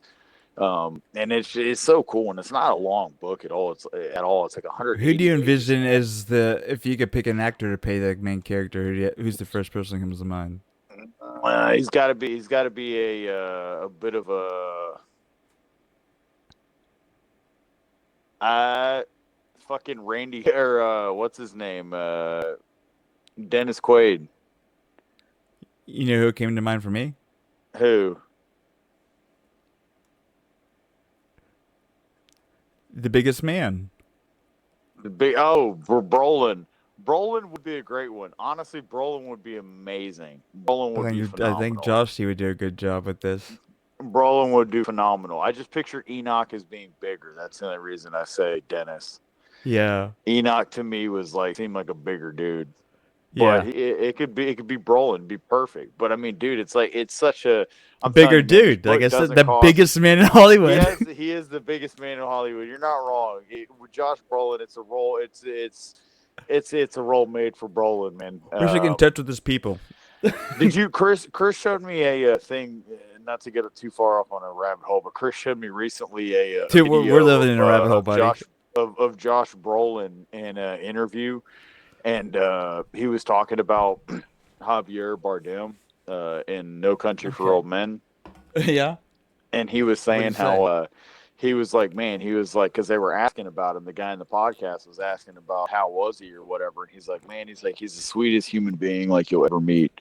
He's like, really? He's like, man, he's so nice. He was like, just one of the best guys, like such a sweet person. He was like, but man, he was like, he was so depressed on that movie. He was like on the set like of the movie and filming it.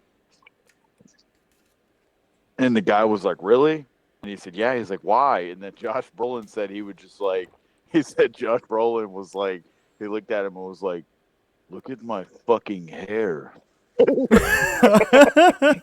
so depressed about his hair because he had that fucking the most ugly, silliest like, chili bowl cut.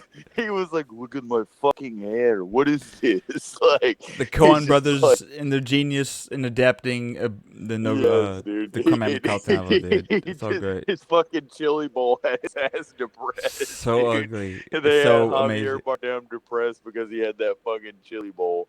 But dude, I mean, and that's what think about it though. I mean, you get paid a lot of money, but he had to just be about his life with that haircut for the whole filming of that movie. And that's what he said. He was like, look at my fucking hair. So there's like, even if you're an actor, he's one that's known, but not everyone is gonna know him because he's Yeah. foreign and all that. To where if he's Yeah, going yeah. out, going to the bank, going to the grocery store, doing something, this is serious ass man. He better That wear a hat. haircut. They probably were like, "Don't wear a hat, Javier. You're gonna If give I just yourself. wish We I'd need that hit a perfect." camera footage of him doing normal live shit with that haircut. Oh man, that fucking shit is crazy. That's such a great movie. But yeah, he was saying that he was just super depressed and but yeah, it was interesting because he was just talking about how it's That like was cool awesome. that like that's inside of him, that can come out of him. Like that's what makes him like a true artist, is that like he's such a sweet, humble, like nice guy, and Oh, he's yeah, able dude. to play like such a dark, absolute dark, like insane, like that's it. It's hands down made one me of my think of- favorite movies. It's like a top 10 Oh movie yeah, for me. dude. That It movie, just No made Country me for Old Men, think is of top The 10. Counselor, man. Yeah, Which is like, I need to do a whole thing deeper on it because it was shit on when it came out, and it really was. was. It was. I feel it's like it the got only. so breezed over. But the thing is, it's the so the Country for Old Men was a book Cormac McCarthy wrote. Yeah. The Counselor is the only actual intentional screenplay he wrote. So it was a Cormac McCarthy screenplay. He didn't write a book. He actually went about writing a screenplay for a movie, and so he cast and so Javier Bardem's in that movie as well, and it's in Ridley Scott directed, and it was people shat on it, but for me they didn't get. I feel like this is like a thing. Cormac McCarthy is like that was a fun exercise, but the world it creates for me, it was a phenomenal piece of art that it's just not digestible for the masses because the dialogue and you can tell the dialogue is so literary and just so powerful. Just the dialogue, No, it is. It's not natural conversation.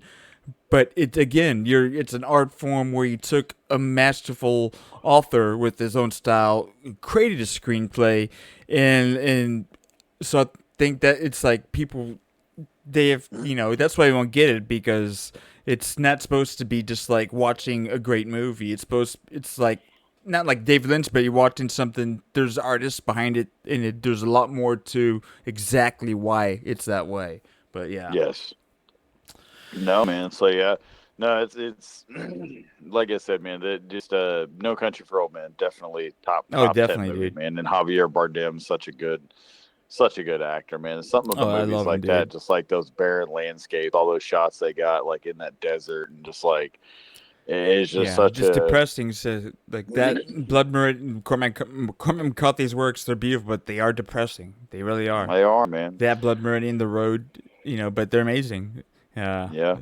But yeah. Oh, speaking of which, before we close out, you know what else? No, last night, which I need to finish. Yeah, we're not about to close out. You guys this because there's a thing I kind of want to talk about briefly. But what were you gonna say? I was gonna say I started watching. Allie had never seen it, and I put it on last night. But in this is something I want to say that like I'll stand by it. Like people can hate on it if they want, whatever. I think it's honestly one of the most probably hated on, but in my opinion, one of the most underrated movies in a sense. M. Night Shyamalan's The Village. Allie had never seen that movie, and I do respect it. I do. She had never seen it, and it's like she still technically really hasn't seen it. She watched so little of it and was like, yeah. So, but to me, man, it was like, I don't know, man. Like it's one of those movies that so many people hate on it, and I get it. Like I know there is some level of nostalgia for me because I remember going to see that. That was one of the first horror movies I had seen in the theater. When I was young. But aside from that, even going back and watching it, like just the subtleties of like he has little things that, like to me it's like you can interpret it in a lot of different ways when you know the overall. No spoiler alert, like I don't want to spoil anything for people that maybe haven't seen it, but it's like to me going back and watching it, there was a couple of things I saw early on that I was like, oh shit, that's probably why they were having them do that, and like there was different things that I was realizing and stuff like that. And not only that, but like I said, just the overall like the understanding that like how powerful the controlling of information is really like one of the craziest things. That's why I I respect think it, because it presents a very important idea and concept that it's just people don't get, that's fine, but for me, I was a kid, and that's what I took away from it. It presented that to me, to realizing that, like, oh shit, like these people's their whole reality was like shaped by a handful of people, and they didn't even realize that. Like, it's like they had a false reality because these people built it, and it just blew my fucking mind. Like, and I was a kid, and so for me, it's like. I get, some people say, but even going back and watching it, do you realize like how many like people were in that movie that were just like turned out to be A-list actors the whole way through their fucking career? Yeah, like, and is that the one with Ron Howard's kid, Bryce Dallas Howard, I think, in it, yes. right? And which is really Adrian Brody's in it. What's her name? Definitely the mom from cast. I need to go back and rewatch it, but I try to remember. Yeah, dude, the mom from what's the movie? Observe and Report. She's like a hilarious like. Yes, no, it's funny because she was just in. I know exactly. I know her name. My wife's. Hold on one second. Right here, Sheila Weston. Yes. Is everything okay? Okay.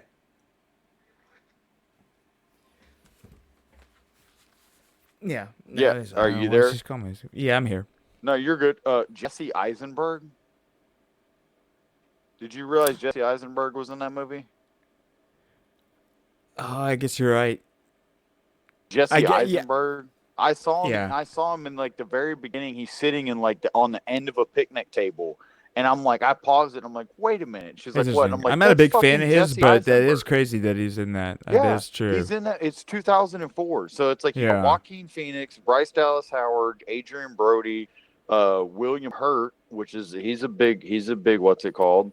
Oh yeah, yeah. William Hurt, Jesse Eisenberg, Sigourney Weaver, and then like I said, there was that one lady, Celia Weston, Brendan Gleeson. Because this was after Sixth Sense did so well. Yes. I don't remember if this was a follow-up, but he still he was able to command getting some of them were known to be. He was able to get really good actors on top of his cool unknown ones that there's a launching pad for. But yeah, it's pretty cool. No, yes, so he had, but either way, it was just like it's one of those that I felt like I think it deserves a little bit of a deeper dive. I think a rewatch, I think it would be cool to sure. do. Yeah, and I think it'd be cool to do kind of a deep dive or like a somewhat of a a review of it in some kind of way. Use your little buddy to help us out in some way. We can do that. It down. Yeah, you want me to? You want to do that? I think it'd be cool. Yeah, break that down at some point. All right, send it we'll over break to it me. down. But yeah, I mean, because to me, again, I feel like just the overall message of what it put forward and it's powerful. The way it did it, and I think a lot of the filming of it was really cool. I think it built suspense. It was one of the best like suspense building movies, in my opinion. And whether you want to be let down by how it worked out or whatever, like I think it built suspense phenomenally. I remember, I'll never forget like watching it in the theater. Oh yeah, well, that's cool. It just kind of made me briefly think how my dad comes over Thursday to watch stuff, and I'm so happy because we got through the recent Dune movies, and now we're on to the Dune Prophecy show, which is we're almost through. But I've been going out of my way. I think this is a good exercise. Like you're talking about watch with Ali, like if actually do your best to create a movie theater experience when you want to watch something, right? Even if it's a show. So with my dad, and he's here to watch with me. Is this your recommendation? No, because it's not. Gotcha. Yeah, because I do have a thing I want to ask, but it's not a recommendation, but it's just something. Because like when my dad's over, I go to my okay, I adjust the lighting, I turn up the TV louder than I normally ever would, because and Yeah. for him I'll leave the subtitles on, but ideally you don't want subtitles because you want your eyes to not have to be distracted if you're a subtitle Yes. person. So I turn lighting down. I literally just try and create the movie theater experience to where it's even like it's something that's been lost. I feel like it might be some homes where it is to where it's like if people are sitting there and watching a movie to where it's like you don't just walk up and start talking to them. You don't just walk up in and ask them something. You respect it. Yeah. So it literally just be like, hey, well, it's. And I'm my daughter, like, as we get older, it's like be all the time. It's like, okay, it's movie night, or it's movie time, or it's show time. Movie time. But to where, to where it's like, even it's like, let's put our phones over here, people's life, if it's an emergency, it's like, okay, it could be like, okay, you can see if it's an emergency, but don't be looking up, even if you want to learn about the show, wait till after, but actually just create an environment to where the mind that we have, it's been fostered to be so ADD just by it's just been that way to where literally give your mind nothing to grab onto but the show or the movie. Literally just be like, you don't think to where it's so you have the volume up, have the lights down, give your mind only that to focus on, just to make it easy and let yourself actually get into it. Just like Allie to be like, you want to what? But and the thing is, return the favor. And do it with something she likes that you don't care about, but watch it and do the same thing. You know what I mean? And so that's the some people should do to actually get the experience out. And it's therapeutic. It's F like, oh, I don't care about it. It's like we as humans actually need to learn how to just pay it, even if it's a movie, something stupid. We need to learn how to actually pay attention to something for 30 minutes or an hour, 2 hours, literally. It's so sad that the way I see people have lost the ability to do that, and it's not their fault. But so it's a perfect exercise to actually try and get that muscle back to just pay attention to something for like an hour. Yeah. I'm sorry, I'll stop ranting. No, because you got me thinking now. You're not ranting. You got me onto something now, because it's like what you were saying, kind of like it sparked something. And I'm going to try and get back to what it more or less was. And so, sorry to the you're good. I apologize to the future listeners if you feel like I'm like, if you're like, oh, spit it out, Mikey. I mean, I keep talking about it if you want, but I think you were saying that about creating that environment. And it's like I think it comes down to it's almost like I think it made me think of something like similar to cooking. And similar to enjoying a meal and whatnot. And it's like for eating, it's like eating for the nutrition of it, nutritional value, versus eating just for like the the experience and it's like a lot of times. I love that you're saying this right now. Like we eat just to eat a lot of times. Like I'm hungry, and so you just go you throw something together, you snack on it, you go on down the road. But you don't enjoy the experience. You don't sit there and say, you know what, I'm gonna take my time. I'm gonna cook. I'm gonna hear the sounds of the food sizzling, whatever. I'm gonna make dinner. I'm gonna pull out a candle. Like I'm gonna go a step above. Candle. I shit you not. Like I think, and I didn't plan any of this shit. Like me and Stephanie saw a movie. We picked up to-go food, and we sat down at the table, and she took it on her own to get out a couple candles that we had and just set the candles up while eating. And it just really, these simple little things just made the experience. And did it not make you feel? And did it not make you feel like, why don't we do this more? Sorry to cut you off. No, yeah. I didn't have that thought, but I agree with it though, because in the moment I was just really just like, man, this is nice. It's a magical thing. It didn't have to be candles every time, but it's so easy to have a fucking candle. And that's one thing. That's what I mean, is that it's like, it shouldn't be that every time, right? Like, why do we not do that? Why is it that we don't? What is it? I'm not saying that we have to make a thing of it and be like, oh, this is such a romantic thing. But dude, it comes down to like family dinners. Like people used to sit at a table and eat together, Mm-hmm. and just even that, so we're like, yes. I feel like those little things, though, like to go back to what you said, those little things are what helps your ability to be able to enjoy it that much more. versus like Yes. it's like eating on the run. It's like a lot of times we treat shit like that's why people only watch like, oh, I can't sit down, I can't watch a movie. It's 2.5 hours long, but like you said, they'll watch a 9-season show. That's 9.5, Yeah. 10, 11 hours of fucking TV that they're watching versus like, oh, I'll watch an hour show. And it's like it's not so what you're saying is like almost more or less like creating that.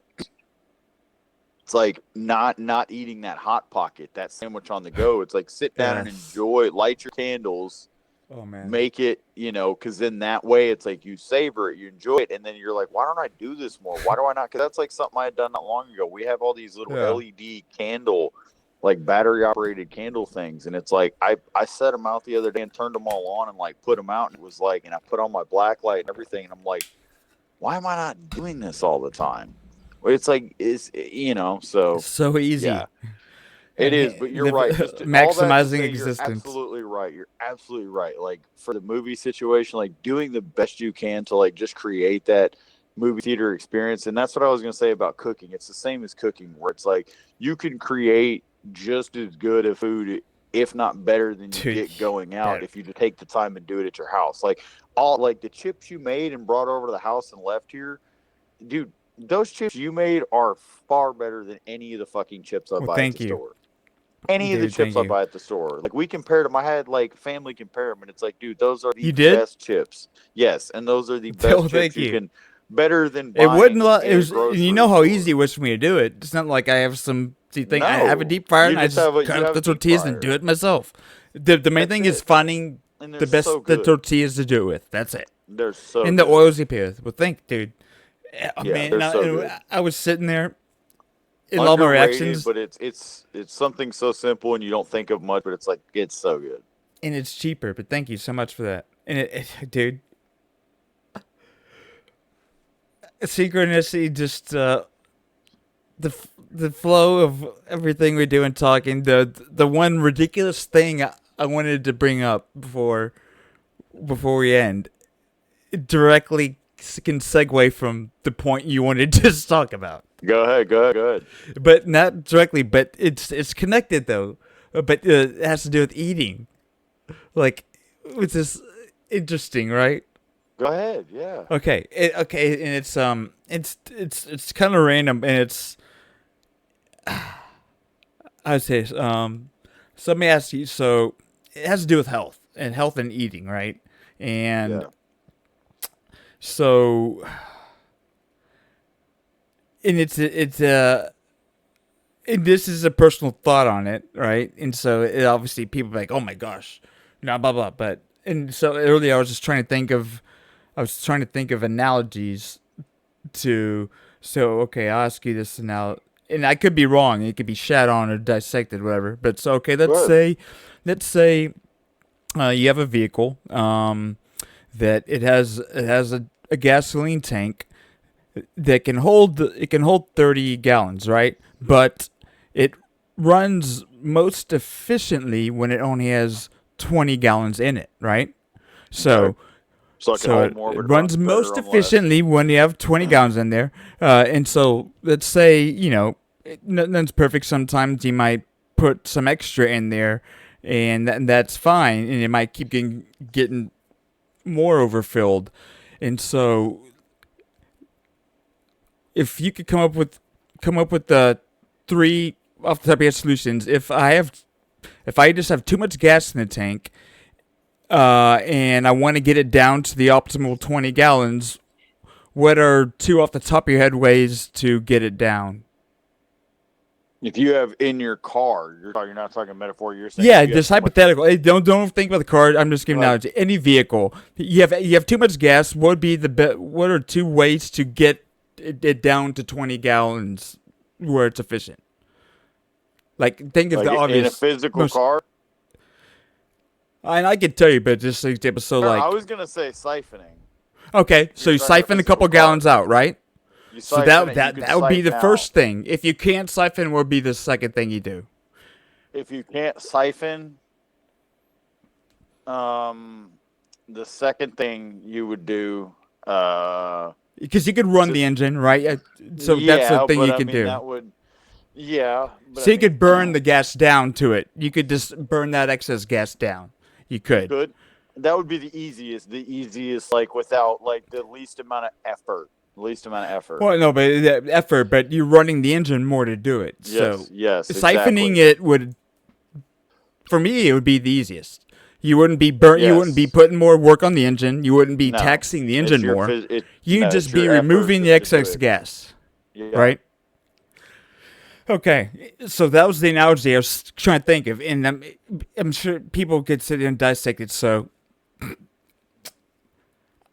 I think the best, and maybe over time, not cure, but solution for society and health is learning how to just throw up extra food when they've eaten it and be okay with just literally going to the bathroom and throwing it up. I'm shit you not. I'm being dead serious. Do you have Thanksgiving? Because people sit on it, right? And they'll be like, okay. The issue is, of course, over time, it's like, because, and they'll be like, oh, bulimic, there's like psychological things. I think even the fundamental psychological assessment of all that is not the best way to look at it. Because honestly, at the end of the day, even people that are bulimic, right? It's like, that's bad, right? But at the end of the day, what is worse? To let yourself get obese and get those health problems, they're both bad, right? They're both bad, doing that, or getting unhealthily overweight and slowly killing yourself that way. But it's almost like, okay, pick your poison.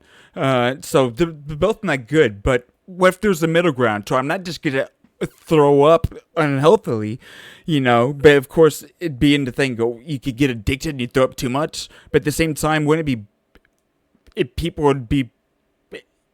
probably be better than overeating to where it's not the ideal, but it's so, I feel like if you're going to say any form of doing that is some psychological disorder or an eating disorder, I think eating excessively needs to be a categorical eating disorder in itself. Eating obsessively, you said? Excessively. If we're going to say like going and eating and you throw up some afterwards, if you're going to, that's going to be a stigma, like, oh my gosh, he's bulimic. I think it's equally as bad to sit there and overeat too much. I think overeating is an eating disorder. I think it's a disorder. It's bad for you. And what's worse for you, to sit there and eat too much, or to at least expel the excess? Because the other solution is, I'm going to get healthy and work out. And how many people are actually going to do that? And even then, you're going to tax your body more.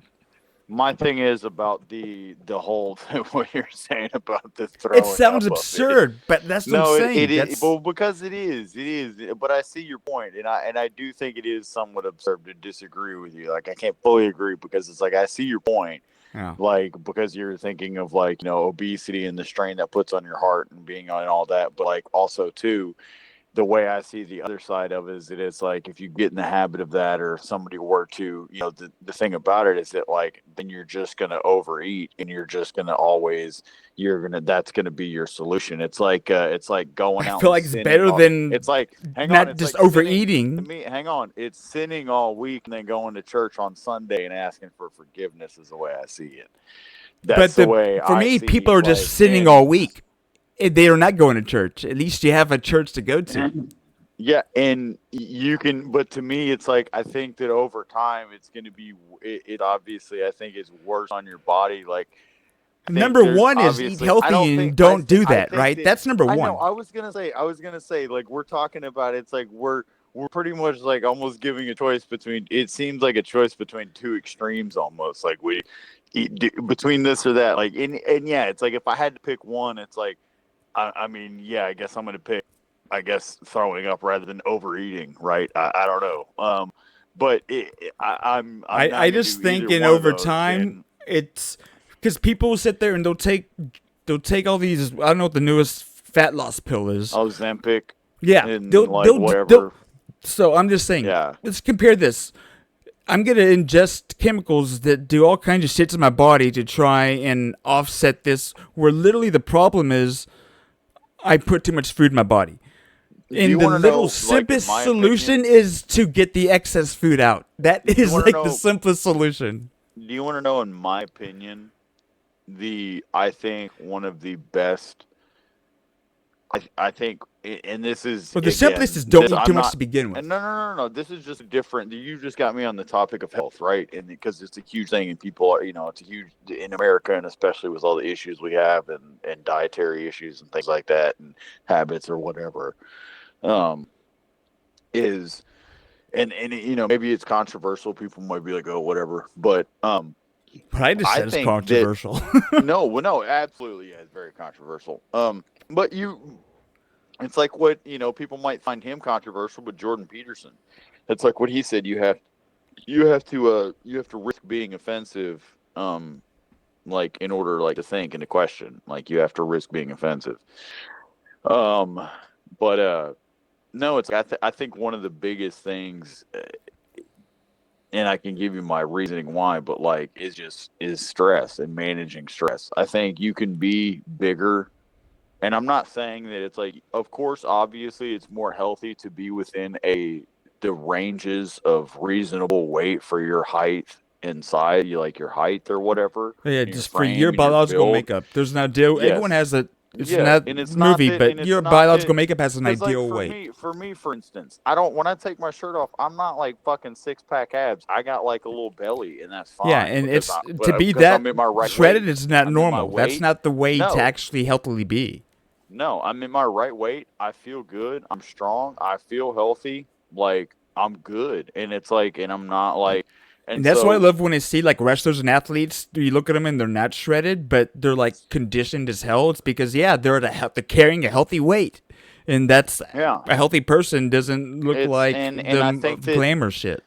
No, and I think that's why it's so much. The reason is that it's like I think the main thing is your stress, is managing your stress, and because like one of the things in my reason for this is that it's like there's a couple of two guys. What was the one? I can find the interview and you can plug it later if you want it or something. But he was maybe I'll share it on our Instagram when I find it. But he was some old like movie Hollywood director or whatever, something. Okay. And he was on like the Johnny Carson's show, and he lit up a big old fat stogie and started smoking the cigar. And somebody said something to him, like Carson said something to him about him smoking the cigar, shouldn't you not be doing that or whatever? And he said, yeah. He's like, didn't your doctor tell you to not smoke cigars or something? He's like, yeah, he told me, my doctor told me to not smoke them or whatever. And he's like, he died 20 years ago, and it's like, this guy is some old dude still smoking cigars. And there was an article I read about, like at the time he was like the oldest living, like World War II veteran, I think. But he was the old black guy that lived in Austin, Texas, and he would sit on his front porch and he would drink every day. He'd sit out there and smoke a cigar, and he'd drink like Jim Beam and Dr. Pepper or Coke, and he'd just sit out there and drink Jim Beam, Dr. Pepper or whatever, and have a cigar, and he lived to be like 108, 104. It's like ridiculous. And so, dude, like, I think that. And what worked at a country club supports that, because I saw old guys every day that were retired. I'm not saying you should drink like this, but they would drink and smoke and play golf, and they live fine. No, exactly. My point is that I think that what that does is, my reason for that is that it's not to say that. Gotcha. I think exactly stress is that it's like, what does smoking cigars or like normally it's a stress reliever. It's like it's a relaxing. Your body is suffering more from the stress you're carrying, to where if smoking helps you alleviate the stress, that trade-off, it's bad, but it's not as bad as the stress that you have. You're going to the stress. Oh fuck! I lost you again. Fuck. No, I can hear you. Oh shit. That's a good one. Oh, let's take a quick break, and then we'll come back and end it. And we're back.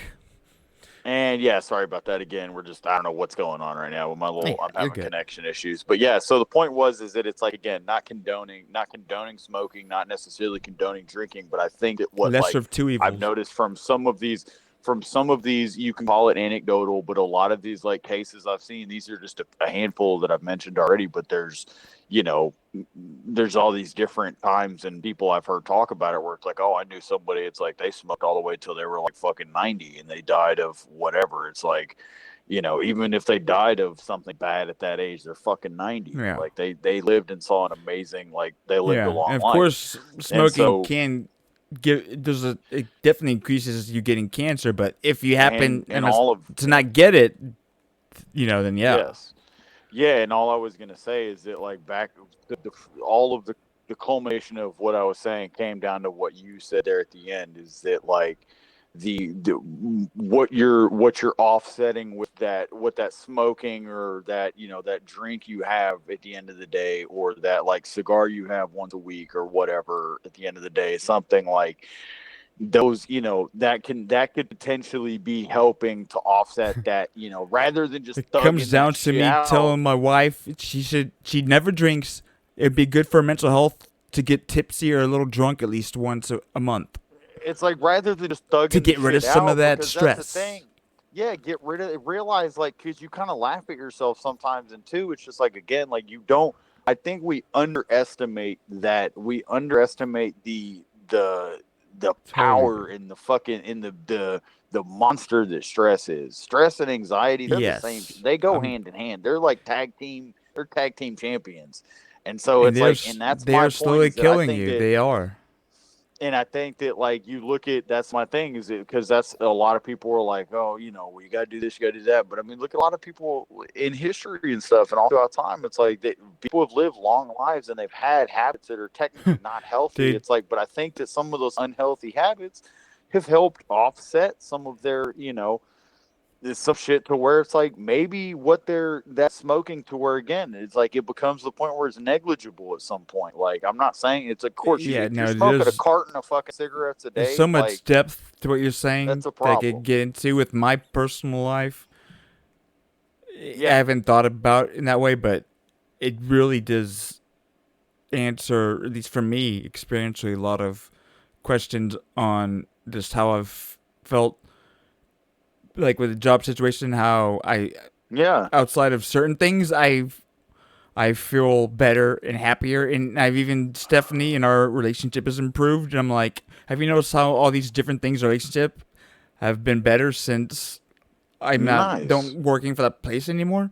Yeah, you don't have that type because of stress. that ongoing stress of, that's just an example. The stress happens always, but that's just an example of like a huge but it's stress. just one. Yeah.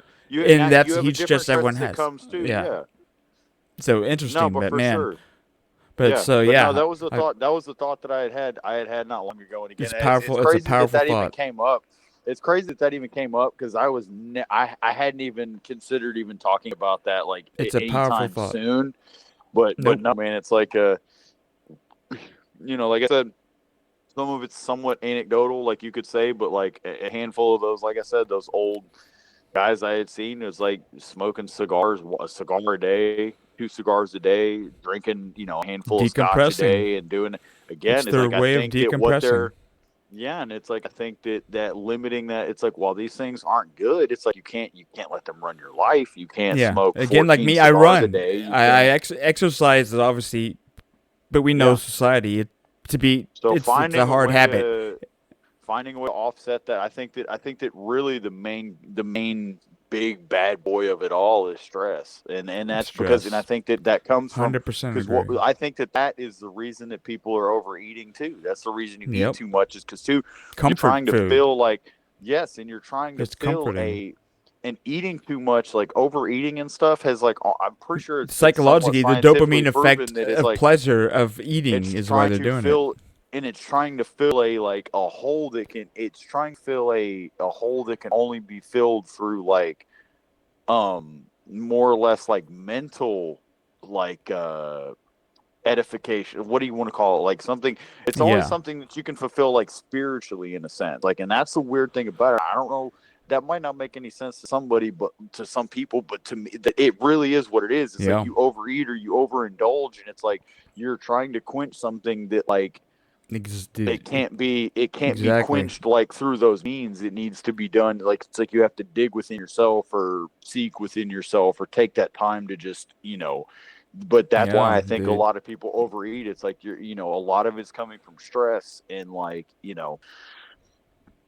shit that you're not addressing and stuff like that. Some And so, enlightened shit. but we're all chasing a symptom. Like I think that's the problem is we're all chasing a symptom rather than the problem. It's like, oh, my neck hurts. It's like, oh, your neck's hurting because you're fucking, your hip are out. They're like, oh, my neck hurts. Give me something to alleviate the symptom instead of what's the root cause.